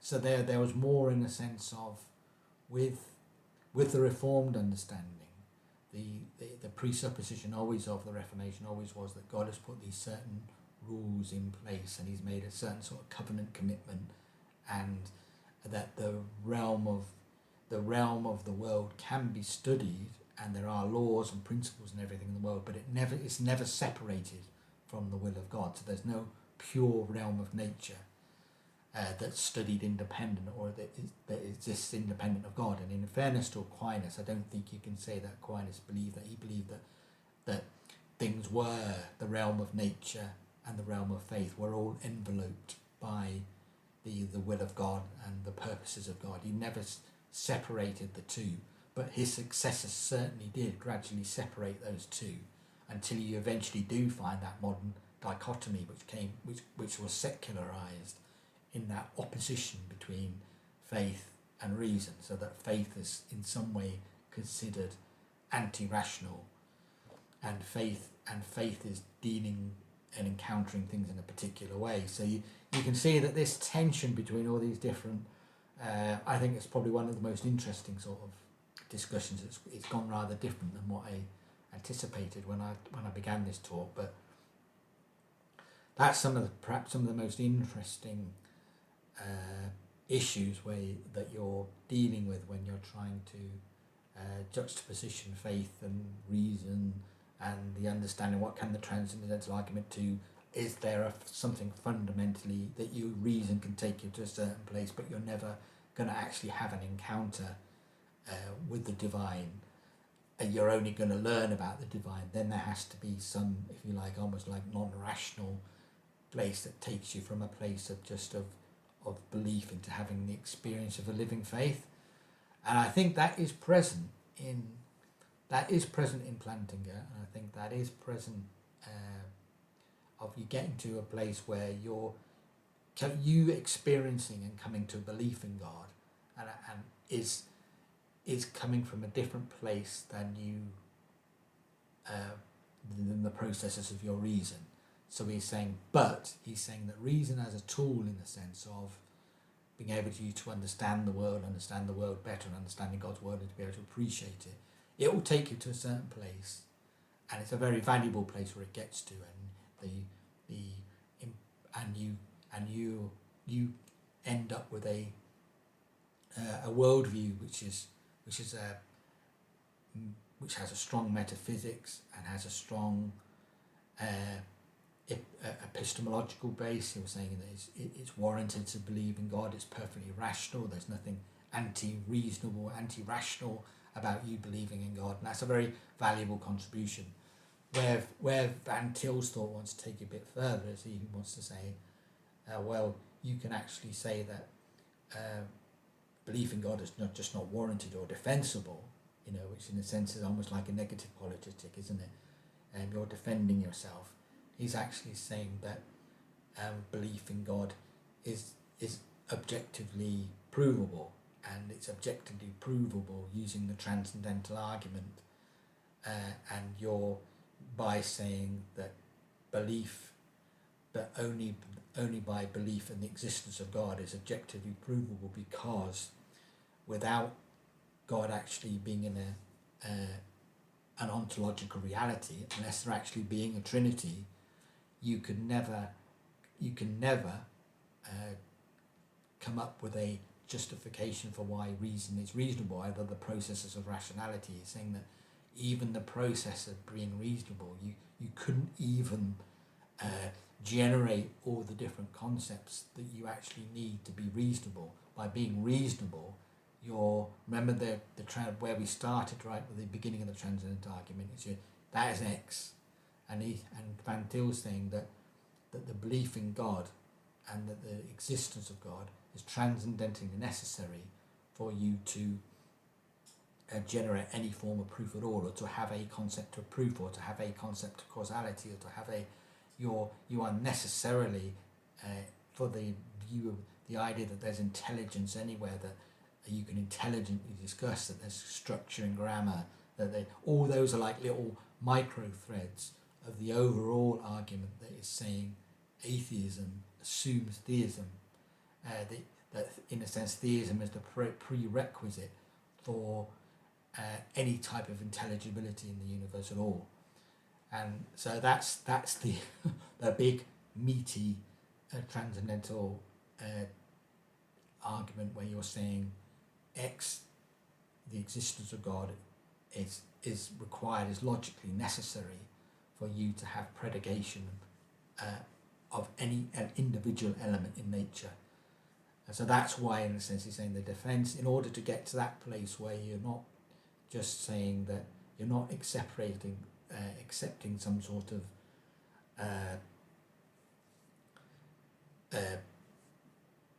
limit, whereas in Plantinga you're having to accept ultimate Plantinga's terminus is to say, I believe the arguments for the existence of God can never be totally conclusive. Because your knowledge of God, because he's saying that they're as good as philosophical arguments can ever get to, but he's limiting he's limiting the scope of rational argument, and saying that there's some fundamental limitation to rationality or limitation to reason. Whereas I would say that Van Til's not necessarily, or the Van Tilian approach, and that's a broad brush, admittedly, but the Van Tilian approach of trying to get you to a place of saying that existence of God is required as a prerequisite for even you generating any type of argument is actually I hope you can see that that's conceptually different. That's actually a far more stronger, rigorous, more demanding, and obviously a more controversial argument to make. But it's actually saying that even you can't justify the language. You can't justify causality. You can't justify the concept of possibility. In fact, that even those terms have a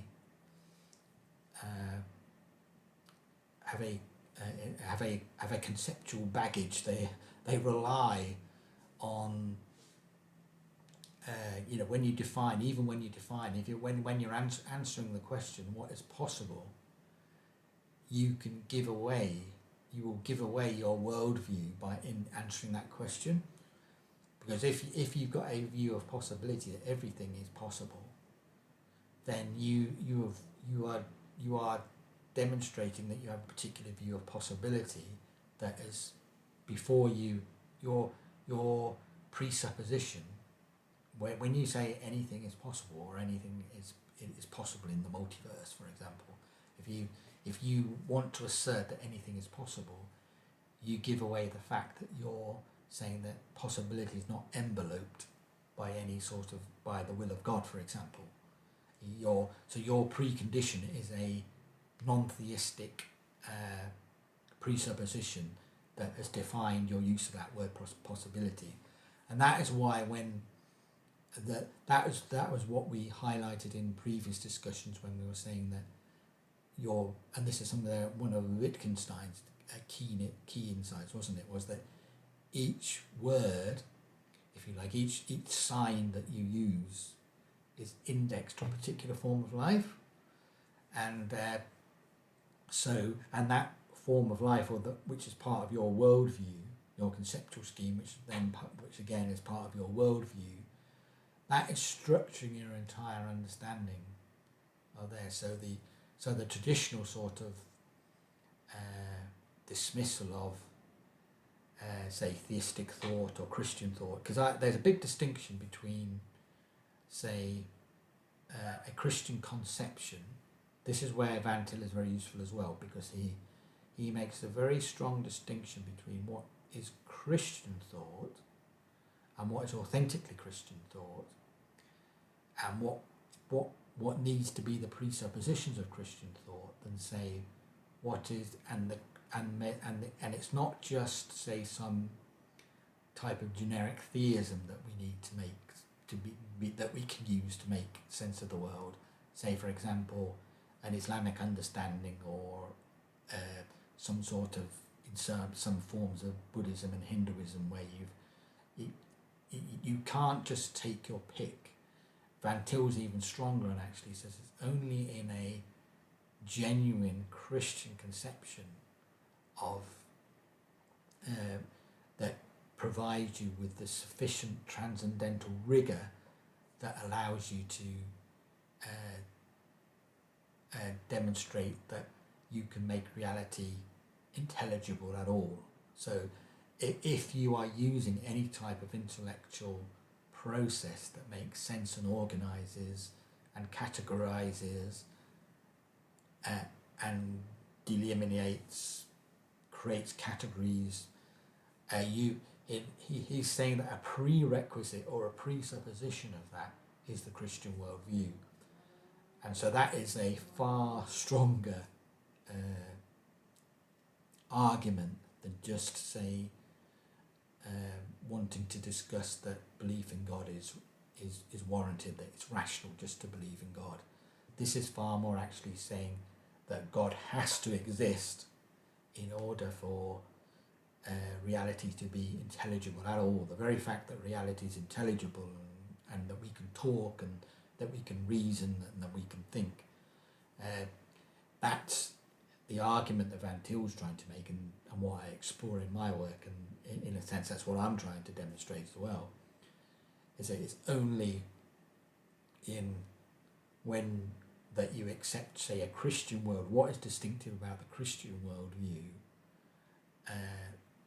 that allows you to make reality be understandable and sensible. sensible in the sense of being able to be processed in our senses, and for us to come up with some sort of account of the world, some sort of reasoned account. Because an account is reasonable. That's what the word account means when you say, give me an account for something. You're always trying to say, right, these are the logical, reasonable relations.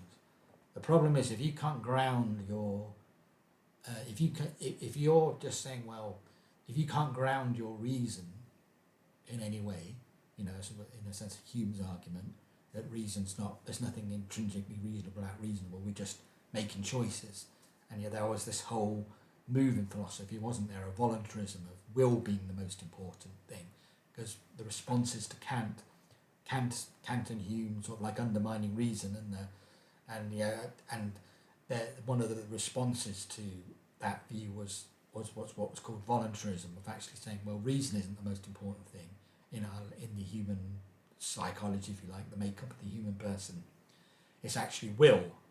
And it's Nietzsche's will to power. Which really came from Schopenhauer. I mean, Schopenhauer in some ways prefigured important elements of Nietzsche, which Nietzsche then picked up and pushed, and actually saying, well, the most important thing is just will to power. It's just power plays, that's like a historical precursor to the postmodern movement, in a sense, where people say, oh, it's just different power elements, and you can see how Marxism can get very easily mixed up in this explanation as well of different power plays, and there's been this great problem, this great crisis of reason, of the place of reason, the role of reason, and that why should we follow reason? Isn't passion and emotion and feelings, and aren't they more valuable? The great romantic spirit, wasn't it? Let's get rid of this let's get rid of this reason, let's feel and experience and get in contact with reality directly. So if I'm trying to just sort of bring myself back to earth, there we've gone to sort of like into orbit here, rather than, I was going to try and be a little bit more systematic with the presentation of the transcendental argument, but I think this in a sense has been, I think, really the core of bringing all those other elements of the world of the argument of my work to say, what I'm really talking about is the importance of not just say the desirability or the conceptual necessity, say, for a belief in God, but saying that God is objectively demanded if we accept any type of intelligibility or reasonableness in the world at all, that the grounding of that is in the concept of the Trinity, which that resolution of the particular and the universal, which is unique to Christian thought. It's only in that concept of the Trinity and of that providing which then provides the basis for other transcendentals such as causality and reasonableness in the reasonableness of reason itself, and so that in a sense is a snapshot of where the work and where the argument is going to go when I'm going to trace it through, and that's what I work out in detail in the book, because it's quite difficult because you're going to get inanely technical, and unless you're doing a lecture and you've got PowerPoints and you're pulling stuff out, and maybe at some point I will create some sort of online course where we study it more formally, or where I'm going to have lessons. If I wanted to say I want to teach my work, or I've got students here, undergraduates and graduates, how would I teach them about my work? And I think that's a really, really good thing to do. Whereas here I'm just trying to say, in a sense, I am trying to sort of like market and advertise my book, but that's still quite a few months in the future. It's with the publisher now, and it's passed, and they have to go through the editing process and the typesetting, and that takes months. But I am trying to advertise the idea, but I'm also trying to grab people's interest in philosophy and philosophical terms and theological terms and belief in God and rationality and belief in God, and is my belief in God rational? Can I defend my belief in God? Van Til wants to take it slightly further, and we're not just, wants to take it one step further and actually say that the very structures of our knowledge and the demand, the implicit within this great transcendental argument is that implicit within those very use of reason, and that reason being successful, and the reason why reason is successful, and the reason why reason does give us contact with the real world, it is required. It's a requirement. It's an objective requirement of reality that the Trinity provides a transcendental for making reality understandable in itself. And before, for some people that's bridge. That's just religion. That's theology. That's not philosophy. But I think one of the most telling responses, if you like, to that, is that those who have been, those such as Sartre, who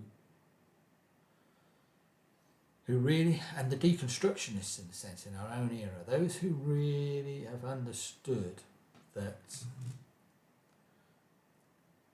our discussions, since they were even through the even if people are thinking about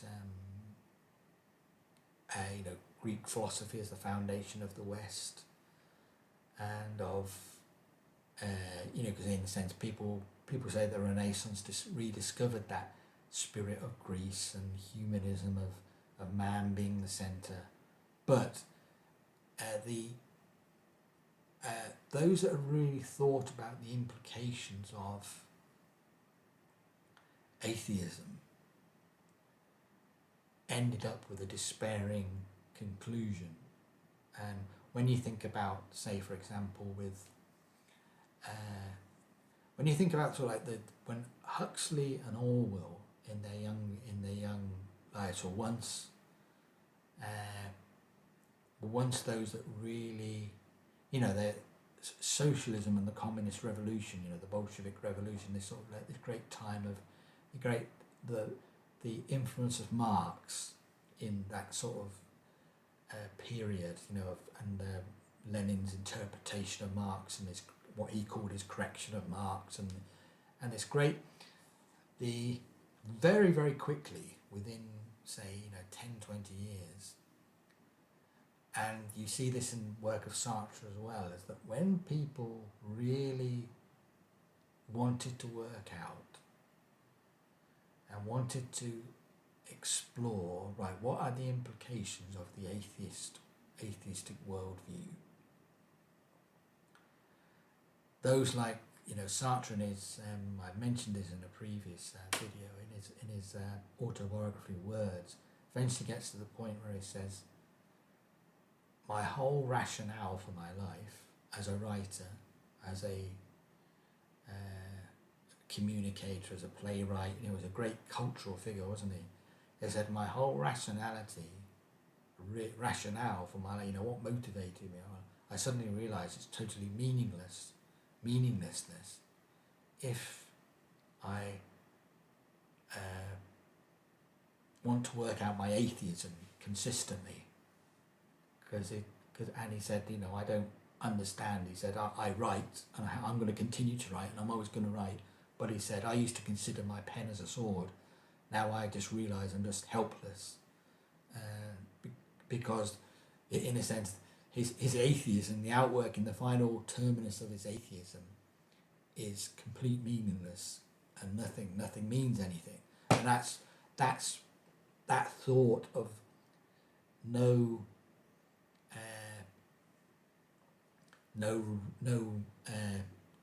for want of a better term, like say meta-narrative or meaning or wider meaning to life or universe, something that reconciles all the different aspects of of the human experience. No, everything's just a radically contingent, independent experience of life, but that doesn't help you. It's a fundamental limit. There's nothing that makes sense. There's no reason. There's no rhyme. You just have to come up with your own personal answers to the problems of life. And so, and in Huxley's sort of like example, Huxley and Russell and these young sort of men who wanted to completely throw off all the restrictions of what was considered Victorian liberal Christian restrictions, and we're just going to be completely free. And Huxley talks about sort of like sexual license. He said we considered this as we wanted life to be meaningless, because that meant that we could be, say, sexually free. And we considered that the societies that we were living in were the results of some sort of Christian understanding of the world, and we wanted to completely jettison the Christian understanding of the world, and that was the period of the humanist manifestos and that. But when you look later in their lives, particularly with Huxley, really interesting, didn't he? He wrote Brave New World, and he said that this great promise of this scientific socialist worldview that was going to create this paradise, and you see this in Orwell's work as well, don't you? The sort of the 1984 and Animal Farm, and you suddenly have this realization of these guys that if we follow out this atheism and this idea that the party is an infallible organ of the dialectic process of history, you end up with this desperately despotic society where the tyranny of the state over the individual is total. And so for those, and in the latter half of the 20th century, as deconstruction really took hold, and it's sort of like this postmodern reaction against the idea that there is anything normative, which stems from the same, it flows out of that same thing. It's this sort of like this basic, if you like, sort of the consequences of atheism, because many of the deconstructionists were consciously trying to jettison anything they felt was of, if you like, a post-Christian baggage from a previous age. The basic assumption of a view of literature that says, well, there is no referent for language, so it's the death of the author. So any reading of the text, even if the author wanted to communicate something to us, but every reading of a text is a misreading, because there's no normative, nothing that you can base and say that there's some intrinsic meaning, which stems just from a basic rejection of there being any rhyme or reason to the universe. And so you have. This is why sort of like the question of what gives us a basis and a grounding for reason and for rational thought. This is why it's a question that needs to be answered, because the consequences of following and saying, right, there is no God, gives us the type of dystopian, dysfunctional, totalitarian society, and we're struggling in the West with this at the moment, aren't we? We're struggling with defining ourselves and defining our culture and what Western society actually means. And we're eating ourselves from within in many ways. We're just calling ourselves imperialists, and and we're destroying and eating ourselves, and what's happening is that the concepts that made the West so powerful, such as freedom and individuality, freedom of speech, those things are being attacked, and instead it's almost like a second coming of communism, where you're getting an elite that then it's in this sense it's like a technocratic elite. This is what makes it different from the sort of like the previous era, which was far more scientific. You know, it was meant to be scientific socialism. You know, and far more, in a sense, economic theory and you sort of the Marxist analysis of the relationships between the producers of wealth and the bourgeois class and the factory owners. You know, it's far more our modern technocratic dimension is the idea of that there are sort of an expert class that are now have all the tools of modern technology, which then allow them to manage society in that will create a new sort of technological utopia. Where every aspect of your life is known and controlled for the benefit of all. So it's very much more of a second coming of communism. So that's why, in a sense, the ability to anchor your wider conception of knowledge and what makes knowledge necessary and possible in, say, a transcendent Trinity that's not just abstract but is real, and we deal with that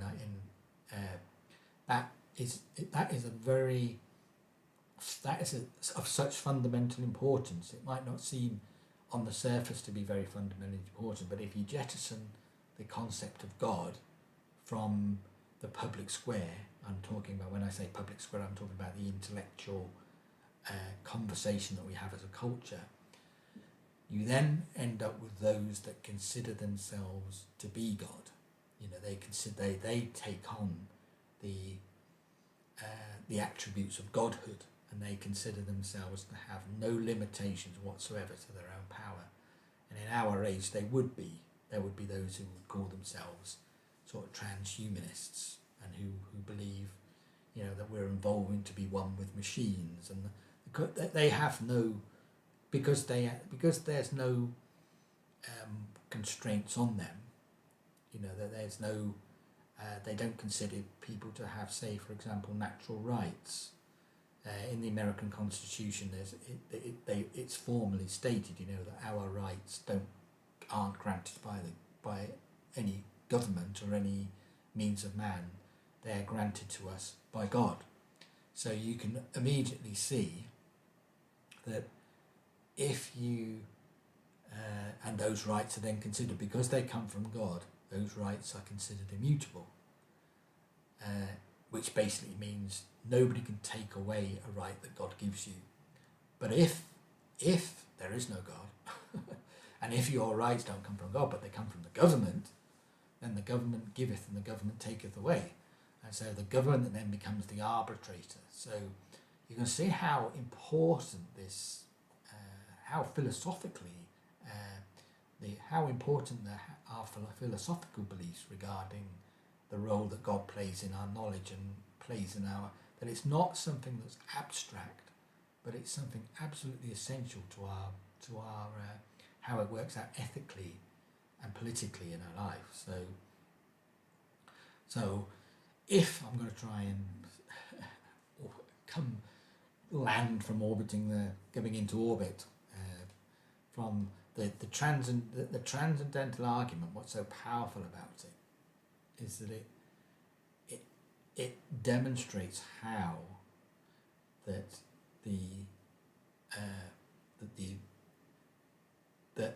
the Christian conception of God is objectively necessary if we are going to make sense of reason, rationality, causality, any of of logic, grounding of logic. It all is a prerequisite for intelligibility of life at all, and that is, that's the argument I work through in my thesis, is putting the meat on all those different bones. So I hope this is, it's very different than the presentation that I was envisaging a couple of hours ago. But I think it really sort of, it's much more sort of like saying, yeah, that could be really interesting to investigate that, and I hope that it's my earnest sort of like hope that just because I start talking about God, that you suddenly think, oh, it's theology rather than philosophy, because it's not. That's the thing. The concept of God, and if you like, what are the limitations of what can philosophy tell us that's necessary about God, or is God necessary? They're philosophical questions as well, and we don't want to prejudge those questions, like a naturalist would, for example, and just say, yep, no, we're not going to, we're just going to explain things in terms of what we hear from nature. So you're then just describing rather than explaining, I would say. And that's the distinction. If you want to explain and to give an account of why we have nature, you're always going to get into these questions which well, God's going to turn up. You can't get, it doesn't matter if you read any sort of like other scientific biographies, and there's even written by guys who are atheists. I think there was Michael Gribbin and his. He wrote one about Einstein, another one about Hawkins, and they have to deal with the God question, even though he wants to say, oh well, he's an atheist, and they dismissed God from their thinking and didn't. And if you're careful, you do careful study of Hawkins, he actually talks about that in some of his work, and he actually said, well, I didn't want to talk about that because people then think that I'm that I've got this simplistic view of God, and that I'm instantly setting myself in opposition to science or something. It was far more nuanced in his in his own words. He's saying it's far away. He's saying, no, I'm not an atheist. I don't not believe in God. Whereas you read some of these biographers of Hawkins, and they were saying, he moved from atheism, he'd moved from sort of just from agnosticism into atheism, and that was, that's the common cultural conception of him, wasn't it? And same with Einstein. There's some remarkable accounts of those who were involved with Einstein in the latter years of his life, and I think it might have been his nurse, and there was apparently they're having this discussion where she might have said something. She'd seen God at work in the world, and Einstein had apparently said to her, yes, I've been look, I wish I could remember the quote. I think it said something like, yes, I've been watching him at work in the world too. And so these even though these guys in some ways were very pioneers of a new physics, pioneers of a new way of understanding the world, they hated religious dogmatism, and that was very much true. That's undeniable, I think. Einstein was had been in communication with Carnap, and Carnap was really anti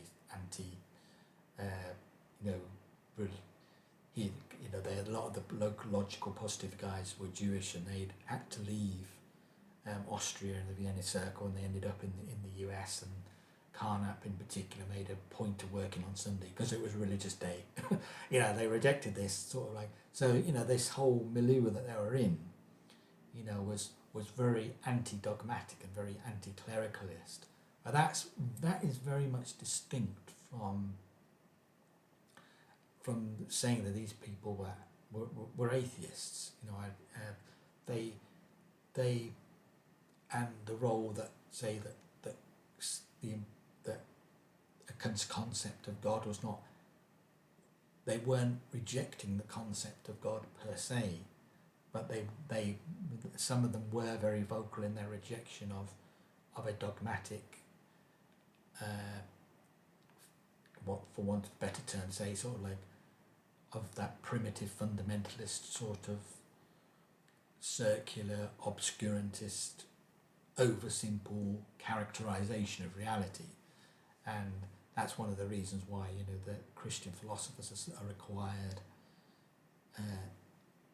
is to be far more intellectually robust and understanding and knowledgeable. You know, that's why I want to encourage people who are believers to be involved at a non-trivial level. But I also hope that as I give these talks, as I talk about these issues, that it's not, that, you know, these are not things which I'm not wanting to exclude people who are just thinking out there, because I wasn't, you know, I didn't grow up a Christian or in a Christian sort of like home, but I do believe that the Christian worldview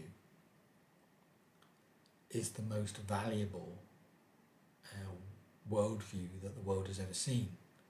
I think there are some there's some amazing studies which I will dig out, where, you know, I think what it's called sort of How Christianity Changed the World or something, and the Christian sort of like concept of how it influenced so much of our what became Western values, and what became values that not just were in the West, but became values that permeated other societies as well, and had such a positive impact on the world. You know, Christianity as a cultural force, not just a theological force, and a spiritual understanding of you know, what people tend to think of as spiritual Christianity, as a spiritual enterprise. But these were things of how much greater the cultural impact was.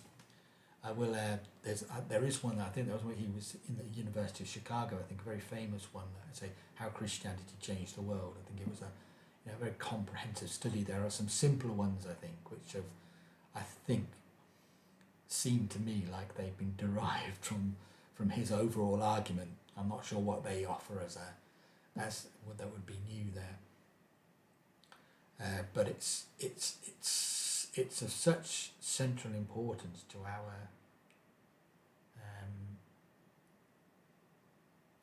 our understanding our place in the world, and understanding how significant what the Christian scriptures and the Hebrew scriptures and what they give society and culture is. So, you know, that's my earnest, heartfelt desire and prayer, is that it's this you know, my work, the references which I have, the argument I trace, would be helpful to anyone at whatever place of belief, and that it's useful to follow the argument that I make, in order to just to be those that know what we're talking about. Okay, so so I managed to do something very, very different than what I originally was thinking about, because I was just going to look a bit more at transcendental arguments and in more spiritual, but I think at least I've sort of managed to get that bit at the beginning of this is what a transcendental argument is, the reductio ad absurdum, and dealing, you know, to demonstrate, yes, it's a legitimate form. Other very you know, philosophers outside the sort of like the Christian worldview have used transcendental arguments, have made extensive use of transcendental arguments, and have argued and established things about the physical world, you know, as arguments for the basic character of how do our mind and world link together, have used transcendental arguments. So it, as a legitimate argument form, I believe that, you know, if nothing else,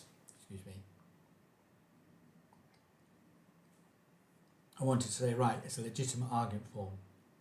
Now, the individual transcendental arguments, examples of them, when we thought about Strawson's view, arguing for the continuing, the particular identity, that if anybody wants to, during time, can, even when you're not looking at something, that is actually a really important sort of argument, isn't it, to have, and to demonstrate that anybody that tries to argue that, oh, there's no way you can say that objects do persist through time unless you're looking at them. His point was that you have to assume that concept to argue against that concept. He said it's inescapable. Your basic fundamental commitments, you cannot get outside of that, and so that's the power of the transcendental argument. Just as Aristotle would, if you like, the first example of what we see as explicit transcendental argumentation in the history of philosophy, where he's saying that you can't get outside of logic if you want to argue about logic. And so that's the power of the transcendental argument. That's the essence of the transcendental argument. I think the technical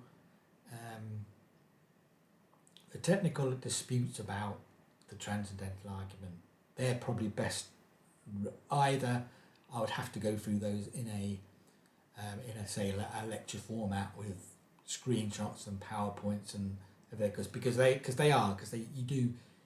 Stroud objected to the transcendental argument, but that's because Stroud's point was that transcendental arguments will only get you to conceptual necessity, and what we're actually saying is that we believe that we can get beyond when Davidson came with his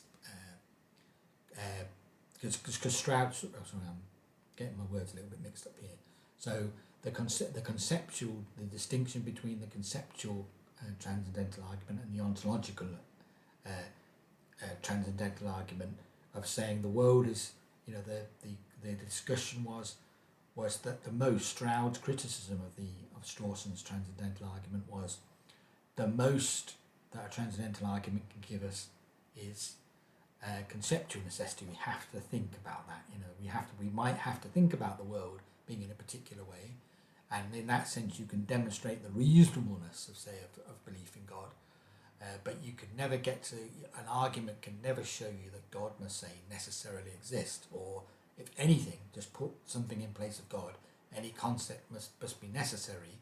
A transcendental argument might be able to show that it's conceptually necessary for us to say accept this X, but that doesn't mean that the world really is the way that it is.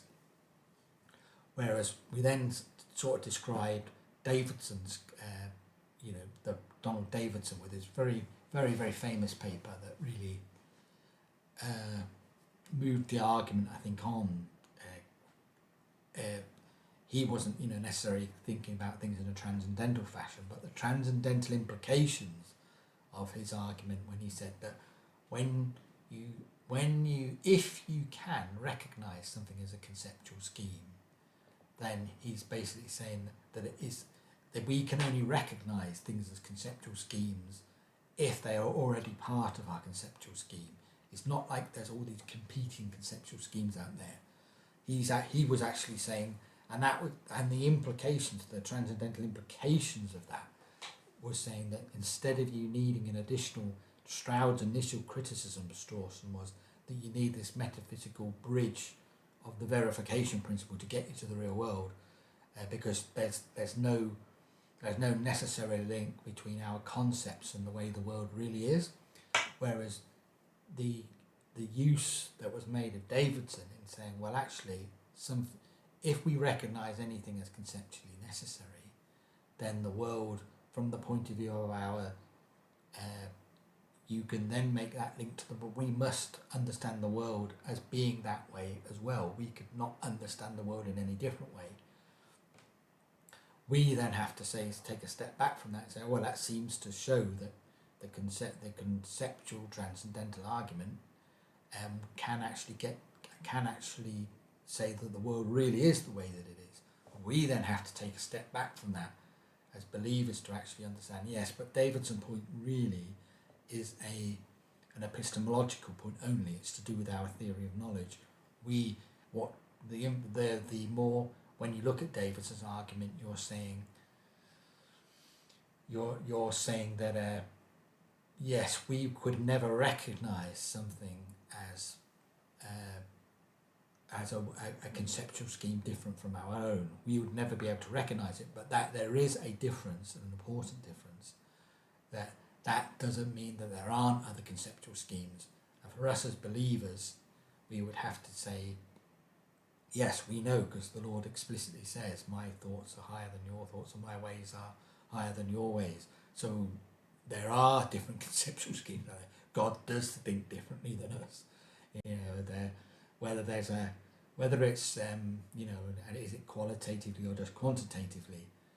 I would say it's qualitatively as well as quantitative.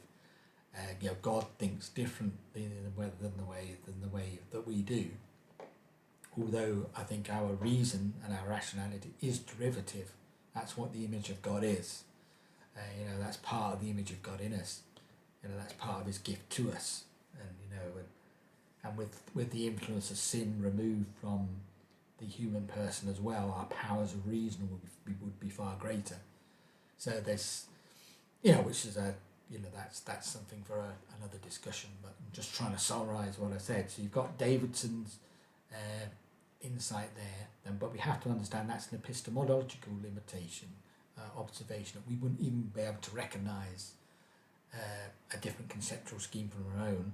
And that does seem to mitigate to a degree, Stroud's criticism of transcendental arguments, that they can never demonstrate ontological necessity, whereas it seems to be the implication of Davidson's view is that problem, the distance between concept and reality, or mind and world, that's how McDowell put it, suddenly that distance seems to evaporate. We've got a much stronger, it's not, say, it can't ascend to the level of logical certainty, but it would be, you might say, well, it ascends to the level, not perhaps of infallible, but up to the point of being incorrigible. It's something, it's much stronger than, and this is reflected in the, say, Plantinga's conclusion that arguments about the existence of God and the necessity of God are as good as and are as powerful and are as warranted as philosophical arguments can get to. So as much as a philosophical argument can achieve with regards to any issue, the existence of God and the necessity of the existence of God, your terminus is as good a point as any argument philosophical argument you can generate can be. So so he's not claiming that it's objectively provable, but it is a very strong point. It's a very strong. You're as good as a philosophical argument can get. I'm just repeating myself there. And what we're trying to say with where Van Til would be strong, would want to be stronger, is saying that the argument can be even stronger than that. You don't have to have the terminus of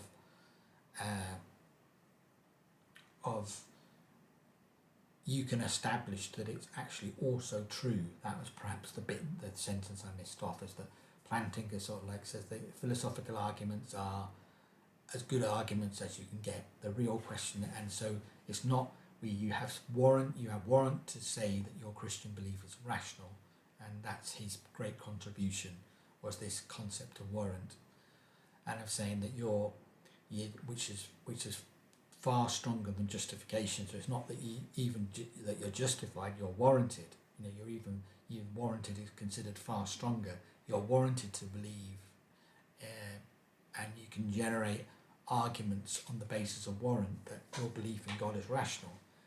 Whereas Van Til's work wants to take you a little bit further, or a lot, in some ways a lot further, and actually to say that it's logically necessary for existence of God is what makes, which gives, which helps you establish a basic standard of objectivity that allows you to interpret the world and for the world to be intelligible at all.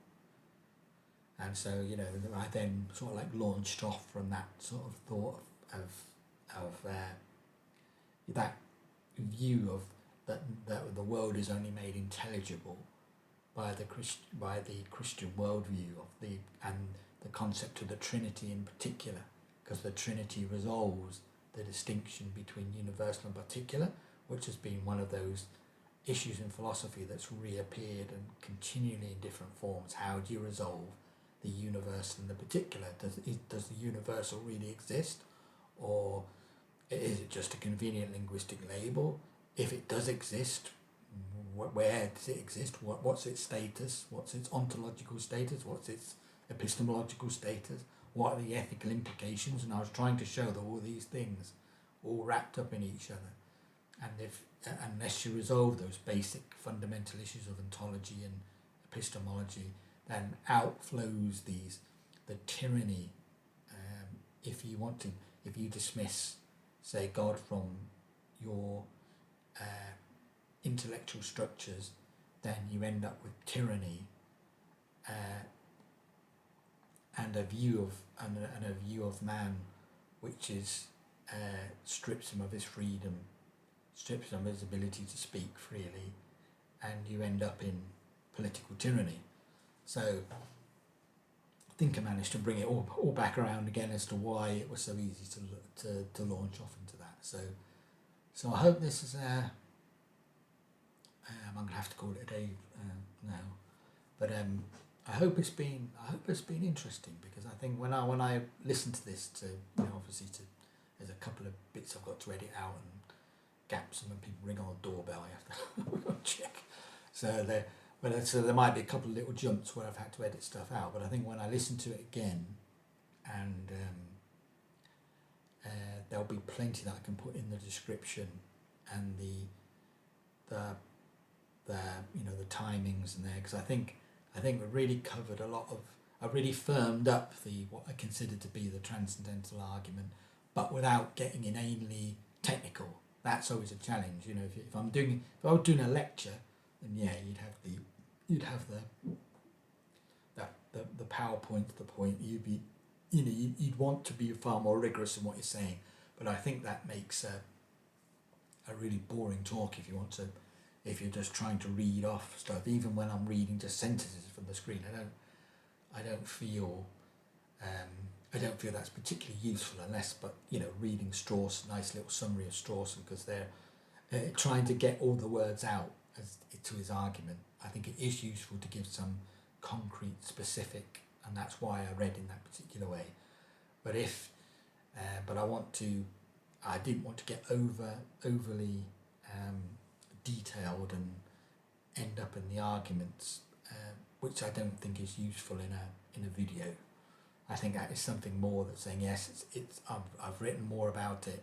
You can study more about that there. I've got the references. You can really dig it if that's really your thing, because there's lots of to and fro's with and the criticism of the transcendental arguments and how you could answer those. And I do that in my chapter when I discuss it. I say, well, these are the basic descriptions, but most of them can be answered very simply, because people have just misunderstood that a transcendental argument is not dealing with one individual question about a nature, answering a question of nature.